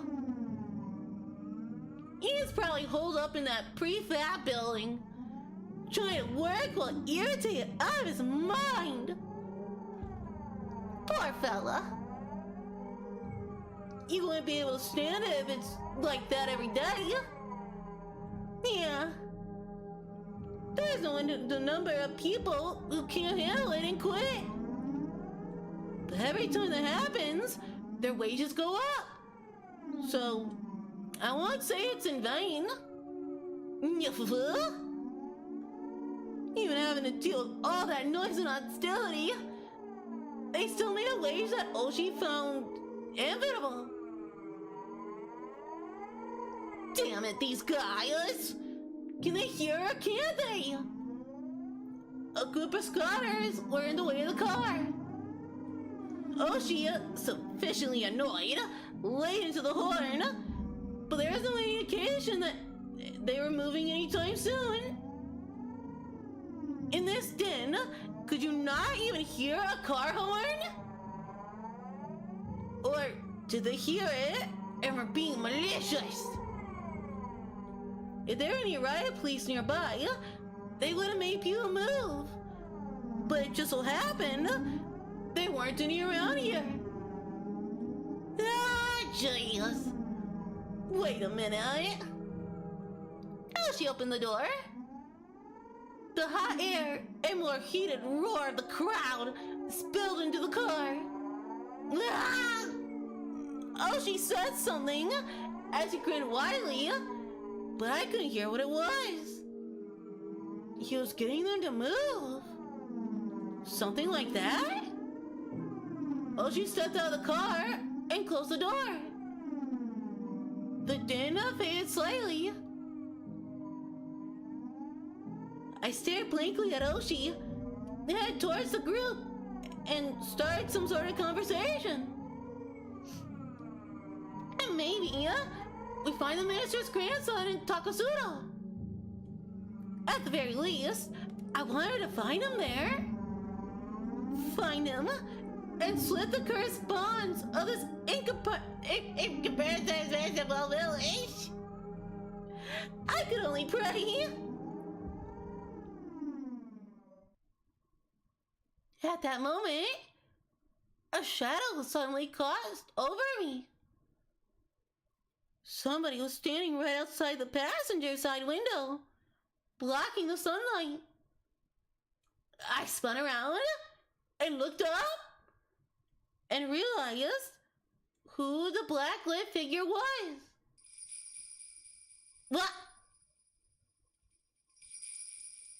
Huh? It was a girl. It was Rika Furude. The girl stared down at me with a bored look in her eyes. I didn't have any justification for it, but I felt like I had been found by somebody I shouldn't have been found by. To fill the silence, I raised my hand and I mouthed a meek greeting. Of course, there was no way she heard my small voice in this clamor. But even then, she should have seen me wave my hand in a greeting. In spite of that, she simply stared down at me with a cold look on her face. At that moment, the noise and heat spread throughout the car once again. Oshi had returned to the driver's seat. Taking a look, the group that are blocking the road has started to move aside while clearing our way. Sorry to keep you waiting. Should we go? Oh, she registered the figure of the girl behind me. One of the villagers came over and picked her up. In a manner of, it's dangerous, so get away. It was then that she whispered one or two words. However, I couldn't hear any of it. Well then, let's go. I'm gonna gun it, okay? But of course, still within the speed limit.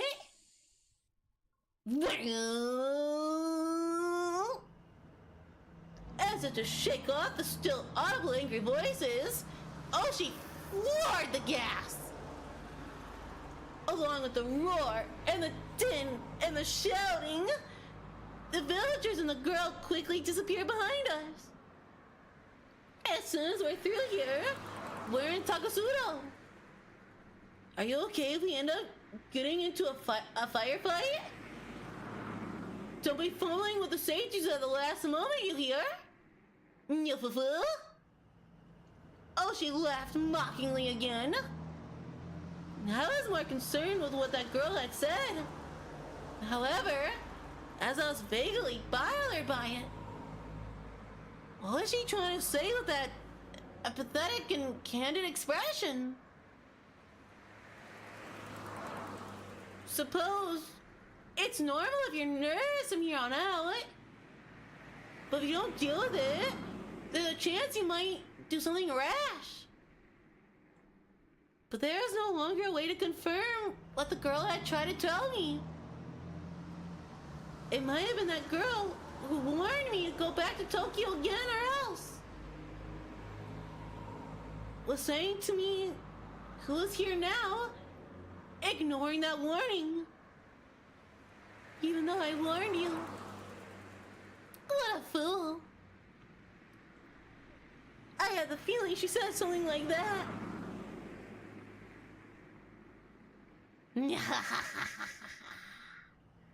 God damn! God damn! That was a long chapter! We're not done? I thought that was the end! What? Fuck! We actually got to Takasudo? I thought that was gonna be next time! Alright! I guess so! If you were to call Hinamazawa a rather lonely village, then Takasudo was outright desolate. For your everyday city boy like me, I can understand why anybody would force themselves to live here. What? It's beautiful! There are signs that people had, but they were all covered in dust or enveloped in ivy, indicating that it was all abandoned. People really lived in a place like this, didn't they? Well, it was a long time ago. A remote place like this is pretty rough for old folks to live. And the younger people probably want to try living in a more suitable place. If there's nobody left to take care of the reins, all that gets left is this. Even if I had no personal attachment to the village, seeing the disused buildings made me feel a little sentimental. It seemed that Oshi also felt the same way. Oh, my nose! Was the wallet found over here? The person who found it must have a good reason to come out to this desolate place. Yeah, there's some villagers who have a field out in the mountains here. They pass by in the morning and evenings. And just happen to find a wallet? The villagers who work in the fields walk by here every day? No way. They probably go as far as they can by car. So, in the early mornings and evenings, they pass by here and just happen to find a single wallet? They probably did. Where exactly did you say they found it? In a thicket, just a bit further ahead. The person who found the wallet just happened to have some stomach cramps and is planning to use the thicket to do his business, it seems. It was there, he happened to find it. That is way too convenient. Probably hoping there was toilet paper in there. Foo-foo. Everything about this story just seems a little too convenient. Right from the discovery of the wallet, I just can't shake the feeling that something's off. I express the feeling that I have in the start of the day, quite frankly. It seemed too good to be true. But it wasn't wavering proof. But it was too perfect. Sickeningly so. That was my feeling. You might actually be onto something by saying it's a little too perfect. Meaning, the truth is, I heard a little something from a friend of mine in the 4th Division, where Oyo Sonozakiya referred to the kidnapping of the minister's grandson. She referenced it? Yeah. It's been several days since the minister's grandson has been kidnapped. Poor boy. It'd be nice if they let him go soon. Oh, hi, Dexter. My doggo says hello. Don't you, big boy? Were you outside? Were you outside, you silly butt? That's my good boy. Alright, go relax. No. Go relax, baby. It seems that old Oyo muttered something like that while on their veranda. And that little musing was conveyed to various people, working deep behind the scenes at the Sonozaki family. Right. I heard something earlier from Sato-san, the informant. That one. Dexter! Did you guys hear his howl? Wah! Hi, buddy. Dexter! You cutie butt! Oh, whoa, whoa, whoa! Oh, whoa, whoa, whoa! Wow, wow! Go on, silly, go on! No, stop it! Dexter, please! I gotta read, honey! I love you! There he goes. Such a good doggo. Alright. Yeah, right. I heard something earlier from Sato-san, the informant, that when the leader Oyo had a concern, somebody in the family would be considerate. So, in essence, she gave the order to release the hostage? I see it that way.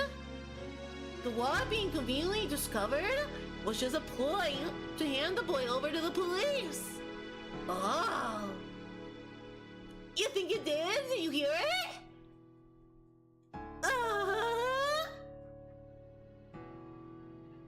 Dexter, where hi, buddy. Yeah, they heard you. Oh. Oh. Oh. Can you do it again? That's not howling, Dexter.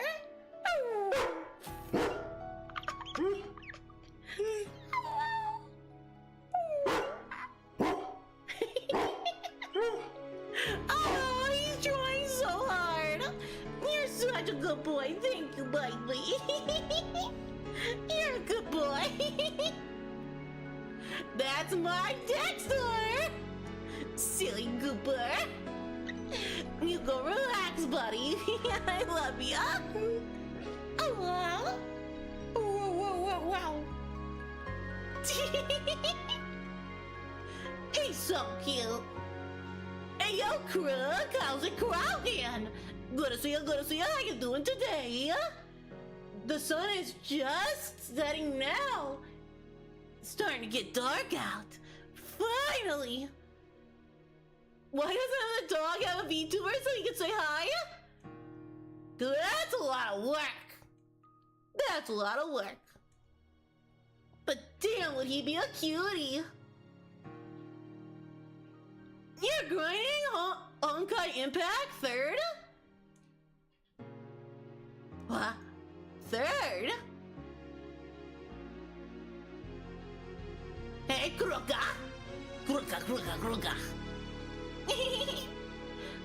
Alright, we're dealing with kidnappings. It's great. Aw, have a good night, raccoon. Always good to see ya. Get that good sleep. Good night. Sleep well. I'll see you next time. Man, I really gotta get through this. I wanna make some food before I play the forest. Alright.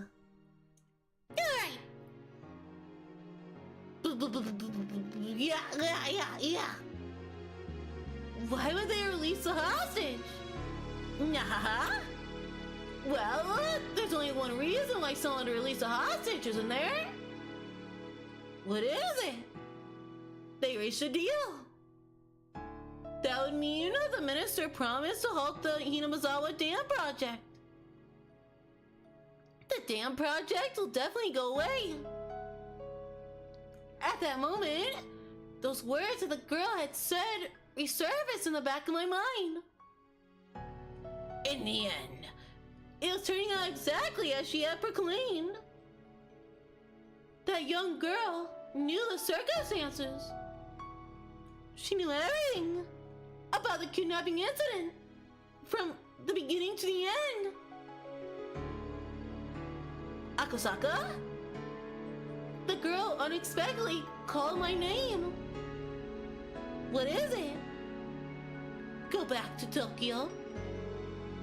Huh? Before long, you will woefully regret coming to this village. That would be an increasingly pathetic thing to see.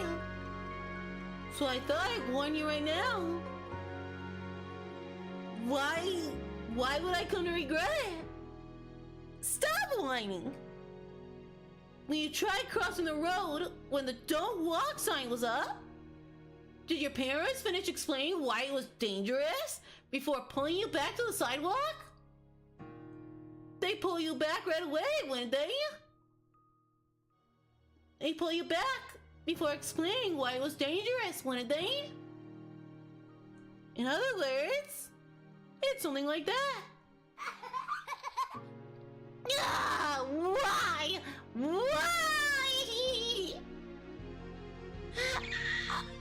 Ah, Haiju, what's up, man? Good to see you, how you doing today? What's going on? We are reading a lot. I can barely talk, but we're doing it. We gotta be close to the end of the chapter, right? I hope so. Especially now that my tea is gone. No! My tea. Woo! Woo is right. Alright, the girl who knew everything from start to finish had warned me in the beginning. Go back to Tokyo. Akasaka is such a coward. Tee. Akasaka no balls. We'll probably find the boy, but what happens afterwards will probably be a bit of a problem. How'll it be a problem though? It's only a single officer like me can't figure out. Do you know? A girl named Rika Furude? What I had said was such a non sequitur that she sat in stunned silence for a while. Of course I know her. She's the only daughter of the Fanatic family. One of the three families. What kind of girl is she? Well, this was an unexpected name to hear. I'm a bit surprised. Does public safety think that Fanatic family smells fishy and wants to keep an eye on them? Share some of that information with me, please. No, it's nothing like that. It's just something that caught my attention. Huh? Well, whatever. It wouldn't do to not answer a question from a friend I've sat at the same table with. I'm honored you call me a friend. So, that little lady is, well, somewhat of a village mascot. She's beloved by everyone in the village. Some older folks worship her especially. Worship? I don't know much about it, you see.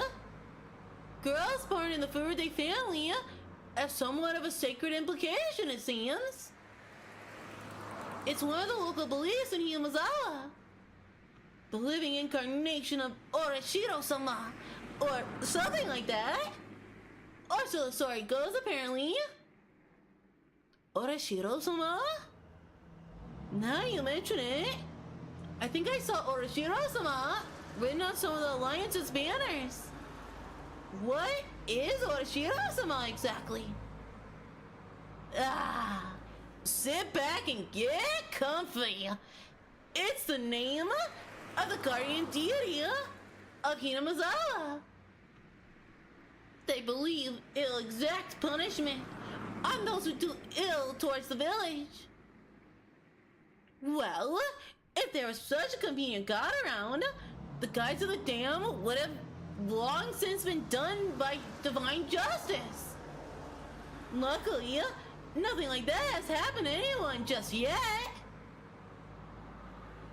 The grandson of the minister who trifled with the village as a result of Orashiro-sama's anger was, what do they call it again? Oh right, Onikakushi. The minister's grandson was demoned away. That'll probably be how the script is being written. Nah, I see. It probably would turn into something like that.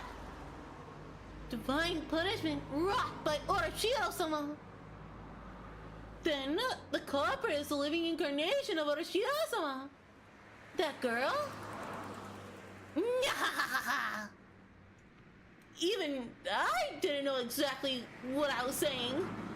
The fact that Orishi laughed it off was a bit of a relief. Orishi's joyous laughter was so infectious that I began to laugh like an idiot as well. Oh, this is unusual. Oshi, after laying to the horn several times, rolled the window down and leaned over, waving his arm in exaggerated manner. It was a car headed in the opposite way. Until now, we hadn't run into any other cars except our own. And of all places, it was this desolate location. So it's the lead investigator, right? It seemed that Oshi knew the owner of the car. The other car also checked its horn and came to a stop. Dr. E! Oh no. Good afternoon. The other car's window rolled down slowly, revealing a young man in a white overcoat. He was about my age, or perhaps a bit older. But you really can't judge somebody by their appearance. Why, if it isn't Oshi-san. Good afternoon. Haha, fancy meeting you up here. That's my line, Doctor. I never thought I'd see you here, Nifufu. What happened? Oh, nothing. Just a little house call. Mm-hmm. Oh, really? Was it an emergency? No, nothing quite that serious. Thankfully. Nifufu. Oh, I'll take my leave here. If I don't get back quickly, my staff will be angry with me. Nyahaha. Being the head of a clinic must be tough. Well then, take care. Young doctor named Iri, after gesturing his farewell, drove forwards and soon disappeared around a corner. Oshi had drove forwards, but soon came to a stop again. He pulled out a worn map book from the dash. His expression didn't have an ounce of irrelevance. He was perfectly serious. What is it? The clinic shouldn't be making any house calls today. It must have been quite an emergency, or otherwise a patient with some excruciating circumstances. Oh, she flipped through the pages, opening up to the map of Tatsuko. After that, he took a look around and started to figure out what our current location was. Are you saying that the emergency is suspicious? Didn't I say? There's hardly anybody that lives in Takasudo area. The roads we're on right now is here. Dr. Yuri came from this direction. Having no sense of our surroundings, I couldn't suggest anything about a place he was indicating on the map. Heading towards the spot where the water was found. By the way, that's over here. But see, if you're heading to one of the few residents in Takasudo, it's the wrong road. Meaning, Dr. Yuri came from a direction where there are no residents? As long as someone's working in the fields between these mountains didn't collapse. But if somebody collapsed and you call a doctor, normally you bring them back with you for more detailed examination. But just now, Dr. Yuri said it was nothing serious. It didn't seem like anybody else was in the car with him. Oh, she didn't have any more than that to say. I also said nothing more. That doctor just now examined a patient close by. Only that the noisy radio had suddenly gone quiet. The sky just as suddenly turned an impressive color. As though she mused that it might start to rain, a sudden downfall started. As though trying to disappoint him. Eventually, Oshi stopped the car. The only sound the brake were silent. The only sounds to break the silence were the percussion of the rain on the roof and the soft squeak of the windshield wiper. Let's do this a little bit hush-hush, Sally. Saying that in a quiet voice, he exited the car without an umbrella, careful not to make any noise. Oshi leaned over, indicating the other side of the thicket.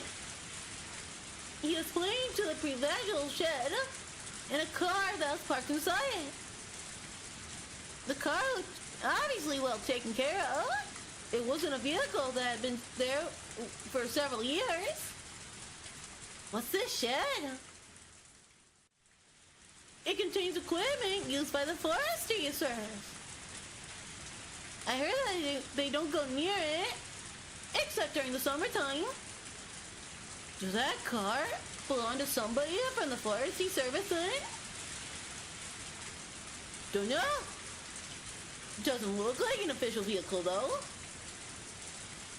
Oh, she was playing it cool, but my nervousness was gradually increasing. Just in case. Saying that, Oshie turned to the car. I thought he was gonna get an umbrella, but he had grabbed the onboard radio instead. Hello, this is Oshie. Do you read? Greetings, Nifufu. Yes, this is Okinomiya, SP. Oshie's on. We read you loud and clear, over. I'm currently in front of the Forest Service equipment shed. Not the one in direction of Yo-Kaiju, the one in Takasuro. If you heard there from Hinamazawa. Affirmative, copy that. There's some suspicious people in the shed. Proceeding to investigate. If you don't hear back from me in 5 minutes, get in touch with the local police substrate and have them send a cruiser as soon as possible. If you would, please. Understood. Well then, shall we go take a look? Nifufu?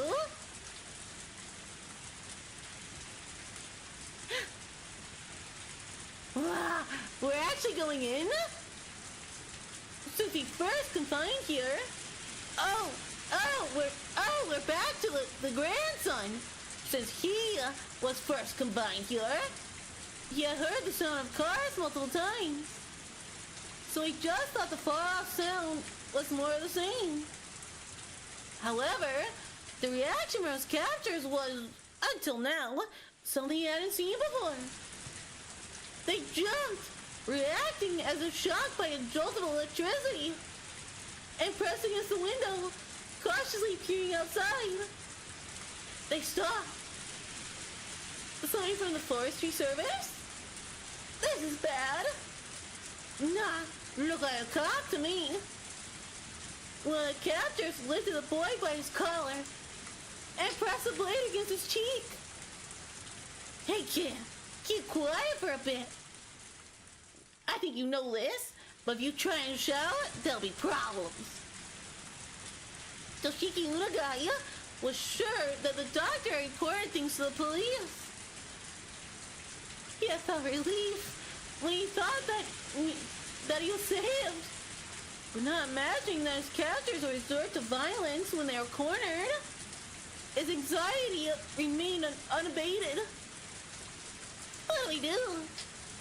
Gotta buy time. Take that kid and slip out the back. We'll meet him here when the heat's off. One of the perpetrators grabbed the boy by the collar and forced him to stand. Of course, Toshiki Unagaya tried to resist by saying that illness had been aggravated by this rough treatment. But his captors paid no heed. Bang, bang, bang! The door was violently banged upon. Excuse me? It should have been me. Hello? Bang, bang, bang, bang, bang! The door is banged on again. Toshiki Unagaya hesitated for a moment to respond to the voice by yelling. However, while he was being indecisive, his mouth was covered, taking the option away from him. The leader of the captors waved at the other to go. The younger perpetrator nodded in response, and while keeping the boy's mouth covered, started heading towards the back door. Hello? Do you need something? How do you do? This is the police.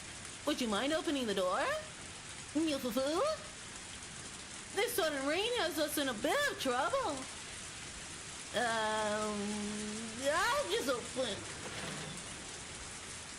The moment the lock was undone, Oshi forced the door open.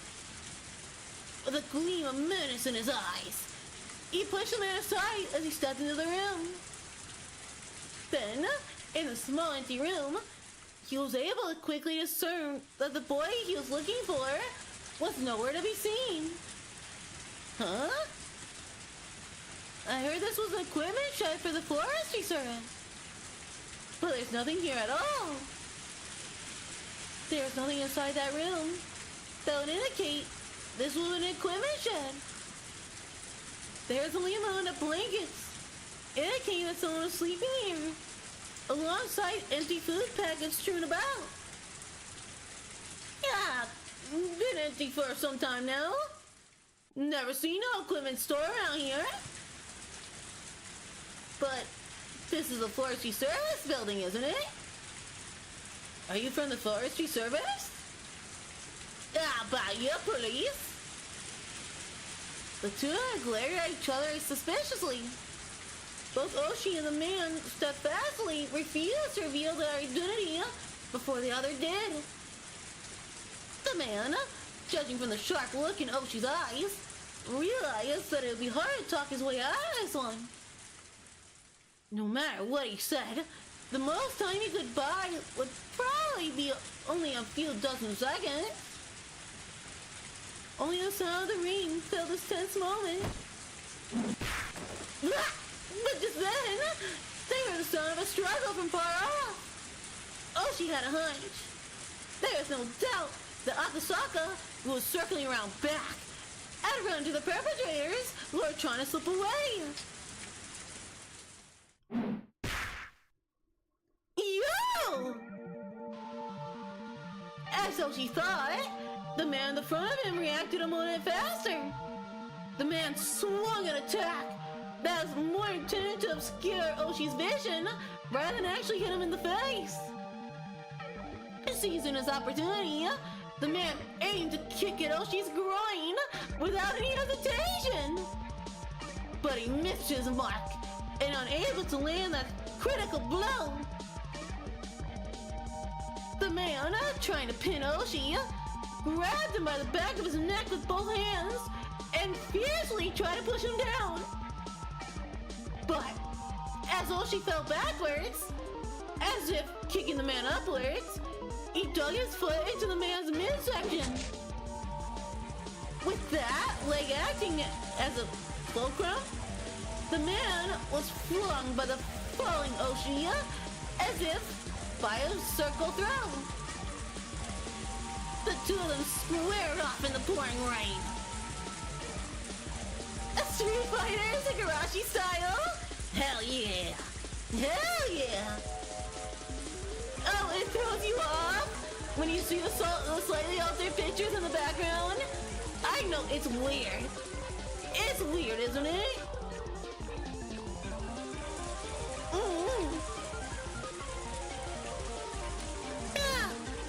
My throat is getting so dry. Isn't this interesting? You wanna go?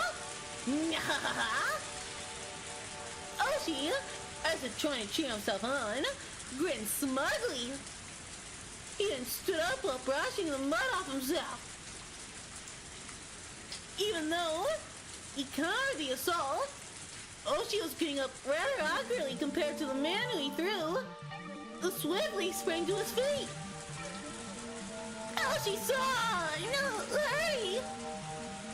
Akasaka's voice rang out in the distance. Judging from the distress in his voice, he was ready to engage in a fight and wanted Oshi to reconvene with him. But Oshi's hands were full as well.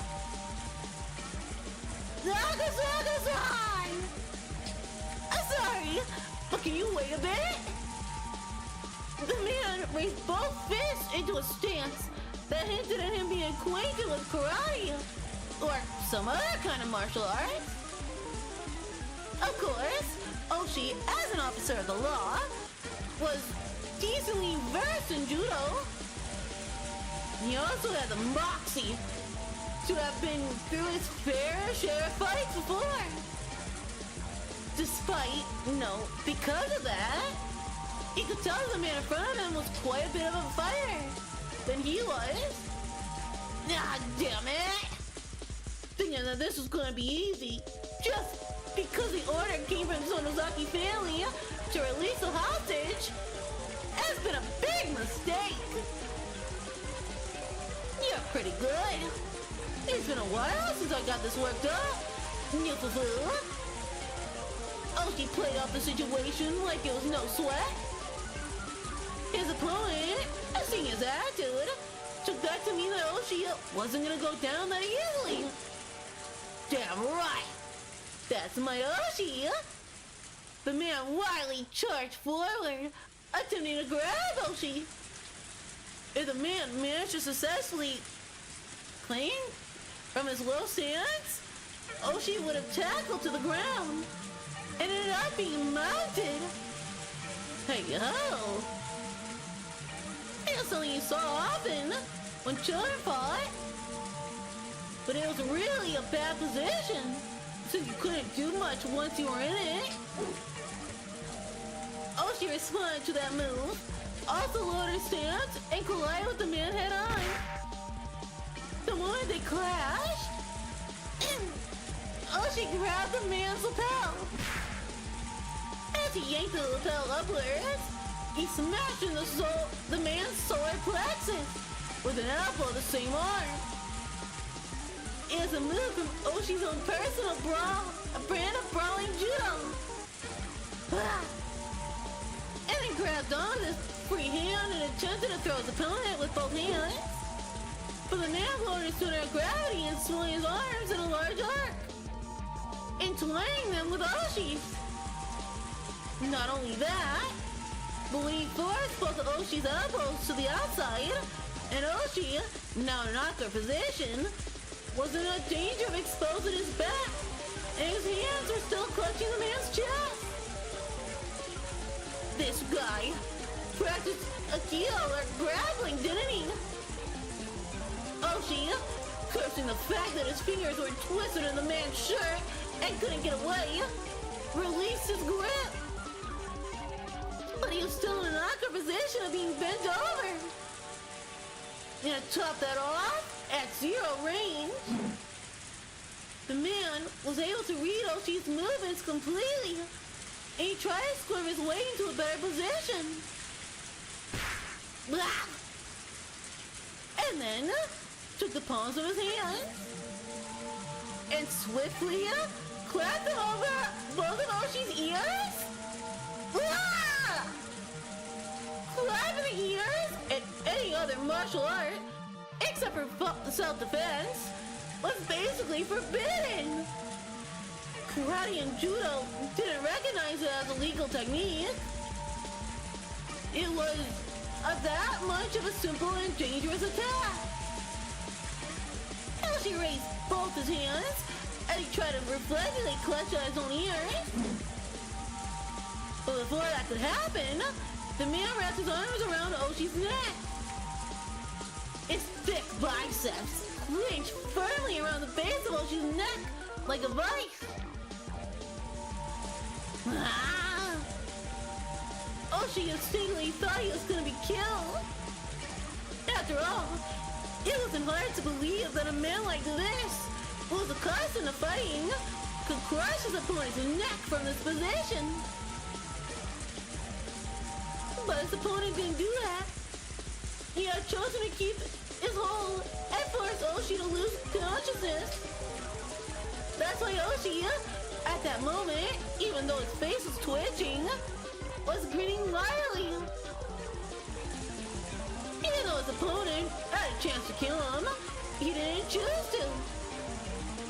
He was thinking, this guy has no intention on killing me. Yet.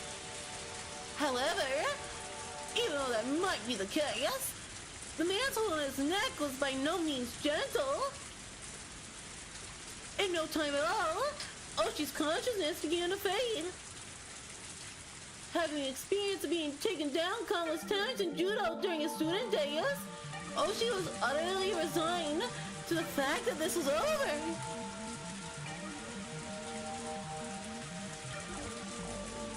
This generally just sounds like a raunchy fanfic. For real, right? It's so hot.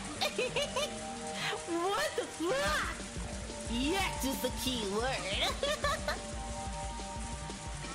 Fuck me, I'm so hungry.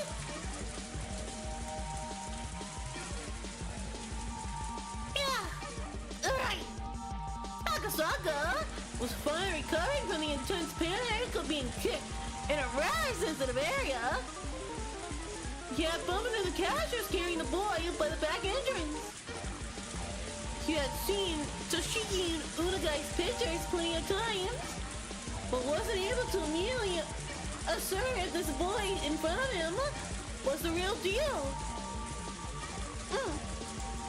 All with his mouth covered in packing tape. Also, with his limited experience, it wasn't hard for him to panic over how to deal with the situation. I bit my tongue. But that's cool. Of course, the perpetrator didn't overlook this momentary lapse. His kick landed squarely in a critical spot, with Akasaka not even having time to call for help. It's a good thing we're already gonna have a daughter. Yes, the man flung the boy over his shoulder. He headed towards the front of the shed. But upon hearing Oshi's bellowing voice, he gave up on going that direction. He then dashed off towards the forest. As if the weight of the boy slung over his shoulder wasn't even there. Akasaka was lost for a moment. Being up with Oshi, who was fighting with the enemy, was by far the safer option. But he couldn't just lose sight of the fleeing man. Akasaka stood up and chased after the catcher's back. Into the forest. He ran through the short thicket, branches and fallen leaves crunching underfoot. The tips of branches raked and clawed at him, small scratches inscribing themselves on his body, one after another. He kept on stepping into puddles and mud, and his shoes were soon filled with murky water. For Akasaka, traveling through this unexplored forest was, even though this was an emergency situation, extremely unpleasant. Stop! This is a police! As he said that, he regretted it immediately, as it was but a waste of breath. There wasn't a thief in the world that would politely stop when told by the police. To a city boy like Akasaka, running through this forest was an arduous task. However, it must have been no easy task either for the man carrying the minister's grandson. He neither gained nor lost ground in the pursuit. Akasaka, upon realizing that, gained back a bit of composure. Just keep on chasing him. We are running in the same condition. In fact, the man running with the awkward stride was at far more of a disadvantage. They couldn't run forever. Eventually, he'd definitely trip and fall. As long as he was being hounded, he would definitely stumble. And soon, his wish was fulfilled. Wah! The man, who had stepped into something and lost his balance, was no longer able to bear the weight of the boy, dropping him. Akasaka, in all honesty, didn't care about the perpetrator at all. Just as long as he could ensure the safety of Toshiki Unagai. So the perpetrator ran off by himself, and it was perfectly acceptable. But it seemed that Toshiki Unagai was important to the man as well, and didn't like to just run away empty-handed. Akasaka didn't know what to do with this kind of situation. His first priority should probably be to ensure the safety of the boy, so doing his captor being less important. Grappling with the perpetrator wasn't something he planned on. But most likely, it was either do or die. Akasaka's moment of indecision proved to be fatal. The man, aiming right between, or rather, for both of Arasaka's eyes, struck out a jab. Not wanting that, Akasaka raised both his hands to shield his face. At that moment, the man kicked at his unguarded midsection. The pain almost felt like his vital organs were being squeezed out of his body. But he lashed onto his opponent's leg. But his opponent didn't hesitate one bit. Kneeing with a seized foot, the man jumped at Arasaka, applying pressure and pushing him down. Akasaka was unable to withstand that and fell. But under no circumstances was he letting that go. The two men fell together in a tangled heap. Can you feel the love tonight? God damn it! The man was desperate to pull his leg free from Arasaka, but having fallen into an awkward position was unable to. Good song, it is a good song. The two of them rolled around the ground, flying about trying to gain an advantage. But Arasaka, who was holding onto his opponent's knees with both hands, and that opponent, who had complete freedom to move his upper body, were in two completely different situations. The man gained a positional advantage on Akasaka, who was still lashed onto his leg and couldn't move away, and pounded full force on his head with both his fists. Not only that, he found a rock nearby and beat it against Akasaka's skull.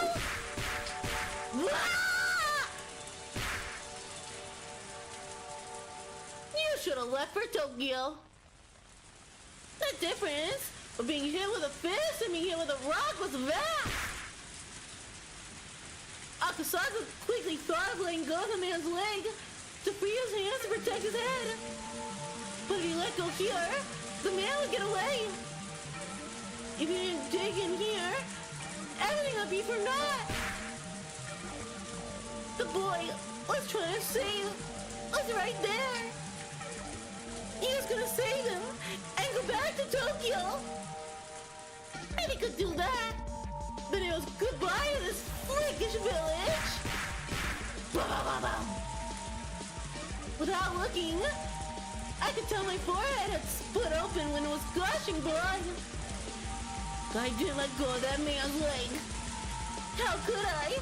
I won't let go.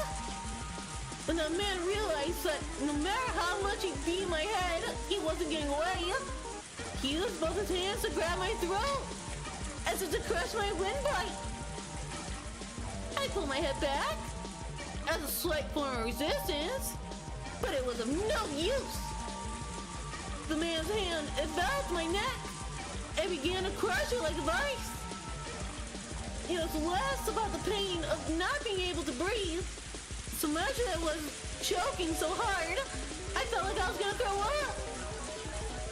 It felt like my stomach was gonna turn itself inside out. But I could only endure it. Damn it, damn it, damn it! My throat hurts! That's me. That was just my dialogue. I won't let go. I can't let go. I didn't want to be here. I wanted to resolve this and go back to Tokyo. Go back to Tokyo and talk to Yuki all about our unborn child. We're gonna talk about her bright future. I had no intention of loosening my grip. However, it loosened just a bit, and the man's leg came free.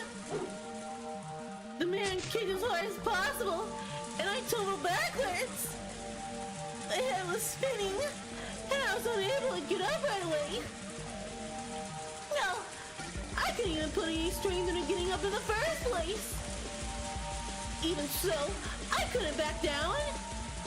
If I let him escape now, this chance would never come again. He had just catch my scent was nothing short of a miracle. If it weren't about... If we weren't able to get the minister's grandson back here, there wouldn't be another chance. The man tried to drag the boy to his feet, but the kid was displaying some unexpected resistance, allowing him to get up unnoticed. I grasped the rock the man had just been beating me over the head with. Now it's my turn. Yeah! The rock should be able to supplement what meager strength I had left, adding more than enough power to my attack. My fist, still wrapped around the rock, dug into the side of the man's torso. It seemed like it hurt him quite a bit. The man rolled around for a bit, clutching me aside. Free from the man's grip, the boy hid behind. Toshiki Unagai, right? I couldn't help you. To the point, those are the words he was waiting for the most. But the crisis was still not over. That was because, even though he was still clutching at his side, the man had gotten up again and had taken a fighting stance. I could see in the man's eyes the resentment of the pain I had caused him, and the confidence that he could still beat me. Yeah. If we were to clash head on, you might not even stop if my head were split open. Stop resisting! Surrender quietly! You should just hand over the boy. Do you want me to snap your neck? Who will listen to you now? Reinforcements are already on their way. There's no way for you to run. The man reacted adversely to the words reinforcements. That's because he now knew that arguing like this wasn't just a waste of time, but put him closer and closer to danger. Realizing that, the man shifted mental gears almost too quickly. Then let's finish this fast. How about this? What? What the man pulled from his back pocket was of all things a gun. Of course, I'm a police officer. It's not like I don't know what a gun is. But having one pointed at me was something I've never experienced before. Was it real? Of course it was! There's no way it'd be a replica in a situation like this! Right? Put both your hands behind your head and lay down quietly. Don't get cocky, you villain! I won't do anything you say. You stupid idiot! Do you not know what this is without me shooting you with it? Then shoot! Reinforcements will hear the gunshot and head right over here. Are you stupid? We're in the middle of the forest, and on top of that it's raining.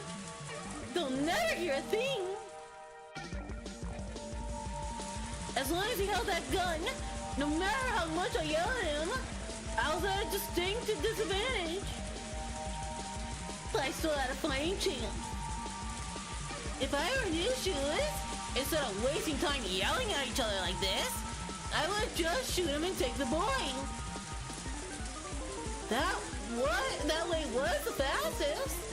It would suppress any sort of further resistance from him. But the man was demanding my surrender without having firing a shot. Meaning that he either didn't want to shoot or couldn't. In other words, the man in front of me was soft. If I could buy even just a little more time, the factors that would lead to my victory were numerous. Elsie was probably on his way, and the reinforcements we called for before coming here should already be on their way too.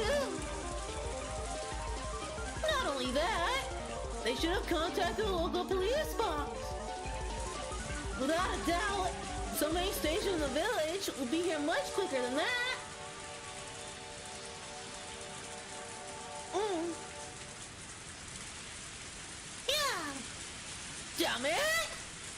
Do I have to put a bullet in you to understand how dangerous this thing is?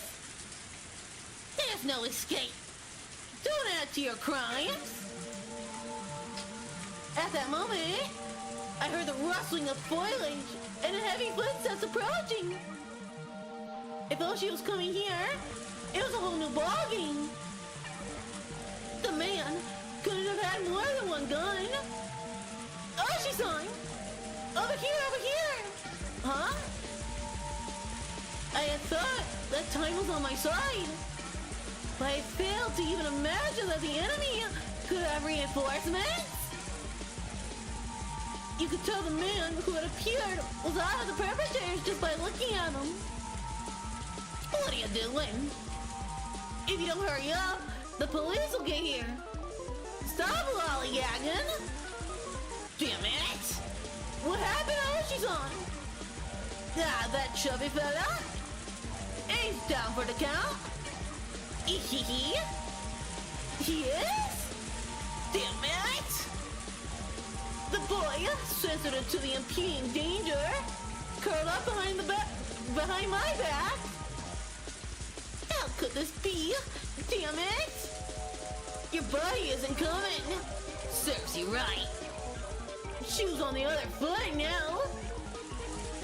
As I back up against a large tree while still protecting the boy, the second man also pulled out a gun. Won't be saying this twice. Put your hands on your head and lie down. I refuse. Blah! As I shouted in protest, blood erupted from my left shoulder. It took a few moments to register that I had been shot. Compare the ones in the movies and TV dramas. The first actual gunshot I heard was simple and mundane. In fact, the sound is more akin to a small firework. I used to buy it from the corner store as a kid. But there's no comparing the pain. It was a fear you know only after you've been shot. Sir? Are you okay? Are you okay? The boy, in his confusion, tugged at my clothes, aggravating to leave it any further. I wanted to put on a bold face and reassure him. My voice was hoarse. It had the opposite effect. Just like me. I'm alright. I've already called for backup. They'll be here. There'll be a full squad here soon. Ah! It'll be quicker to put on your. It'd be quicker to put on through your head before the cops are here. Put one through your head. Black family said no needless killing, so I'm taking it easy on you. Don't mess with me, or I ain't holding back.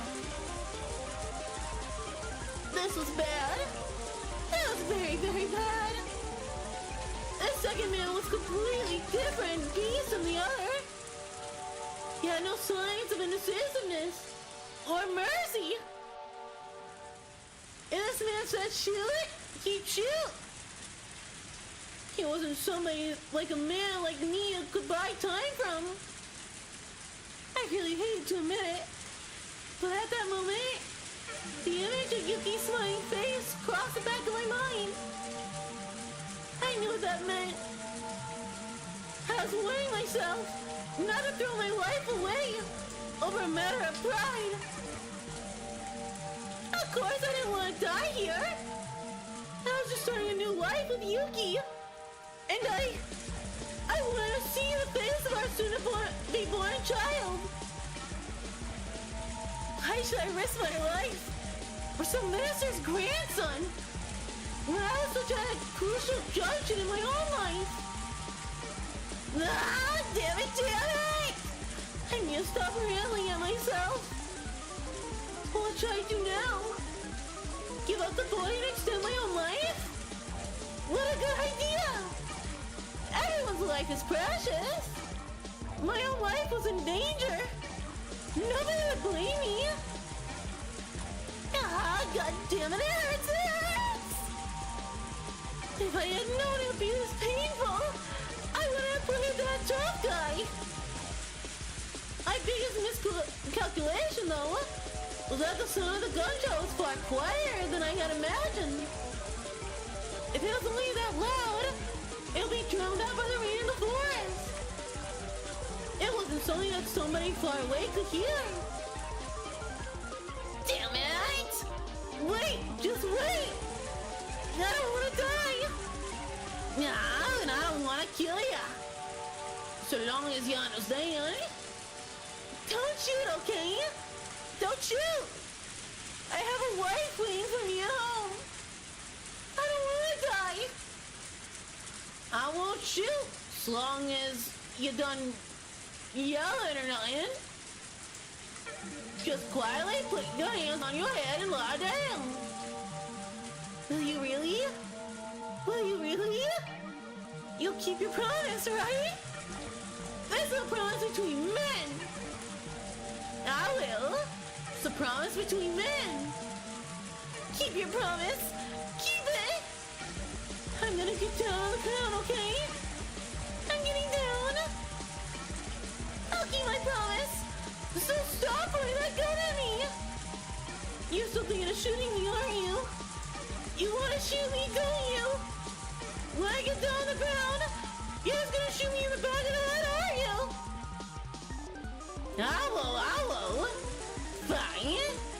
I'll put it away. I'll put that gun away. So a promise between man. There. No problem now, right? Ashi! Yeah! Absolutely no complaints! Ashi!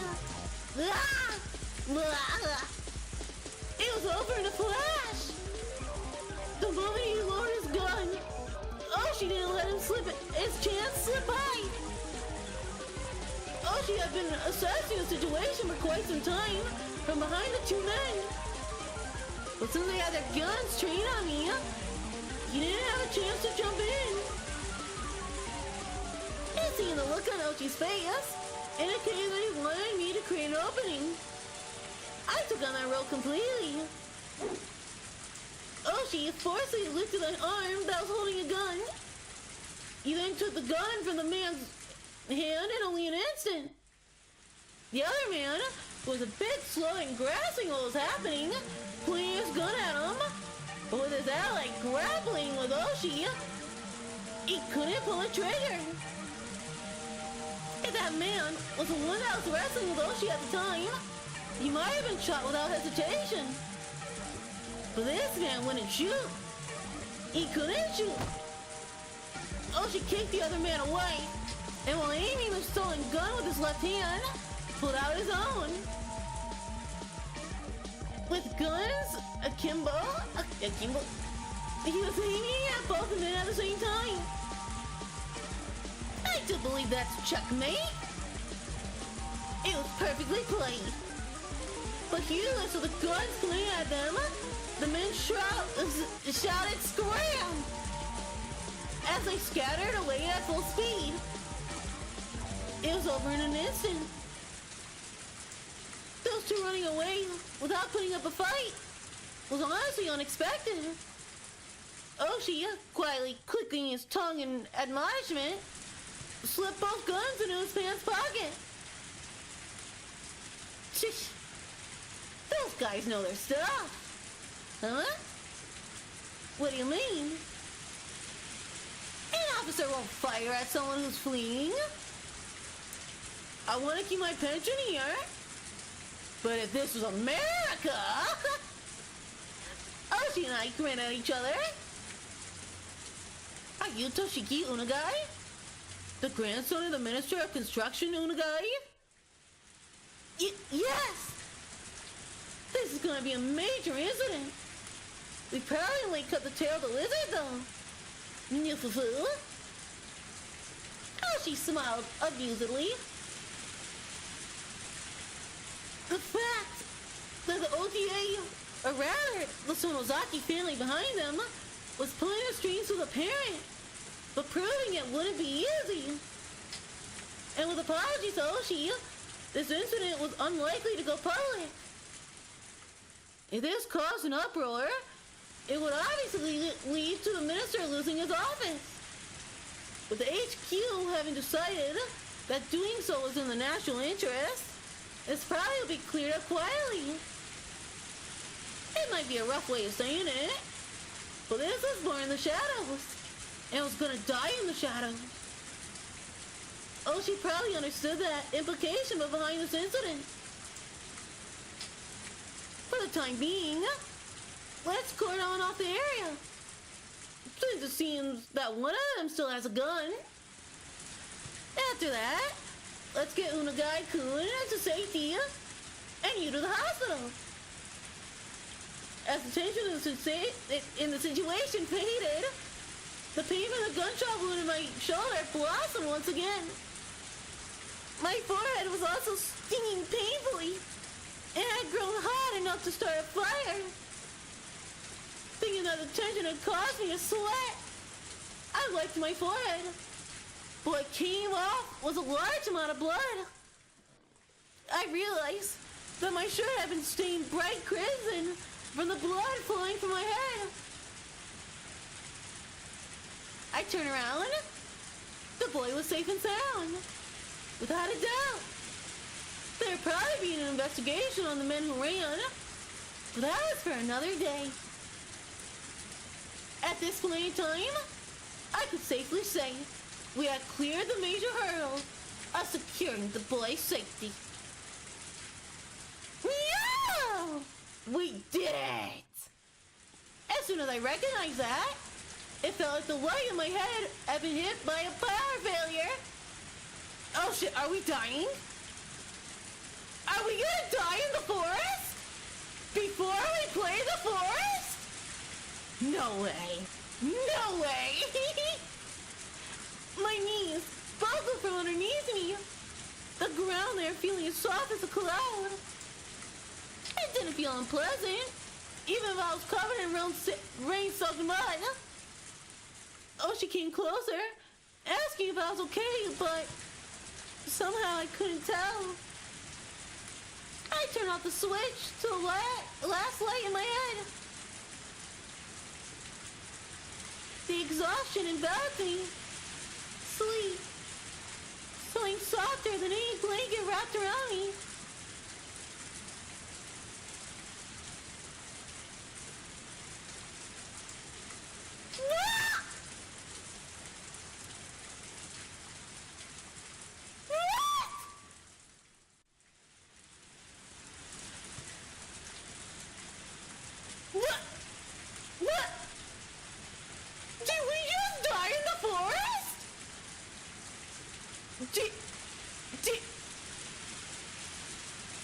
Did we really just die in the forest right before we're about to play the forest? What the fuck? What the fuck? What the fuck? Now to respawn in the forest. What? That is crazy. That is absolutely nuts! What the fuck? Wow. I think I'm actually gonna leave this for next time. I like that. I like that as our cliffhanger. That is perfect. That is so great. And it's time for me. Well, it was probably time for me to end this an hour ago.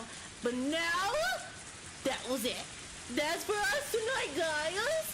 We're gonna be playing the forest in less than an hour. Crazy, I gotta go make some dinner quick. This could not have been timed better. I know. What the fuck?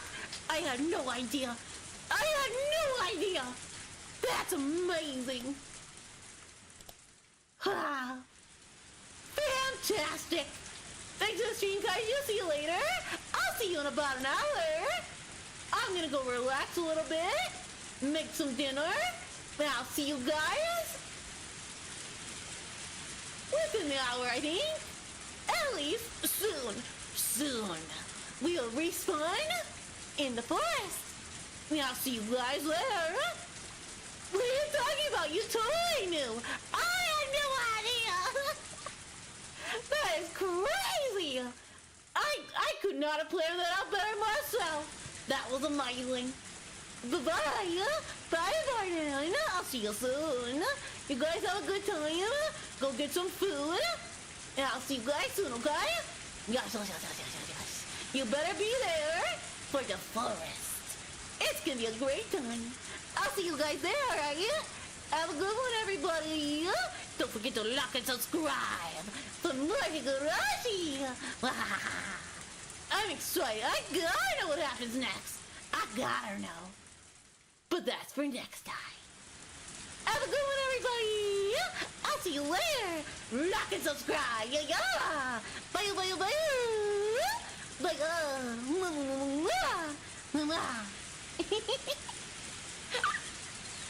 Bye.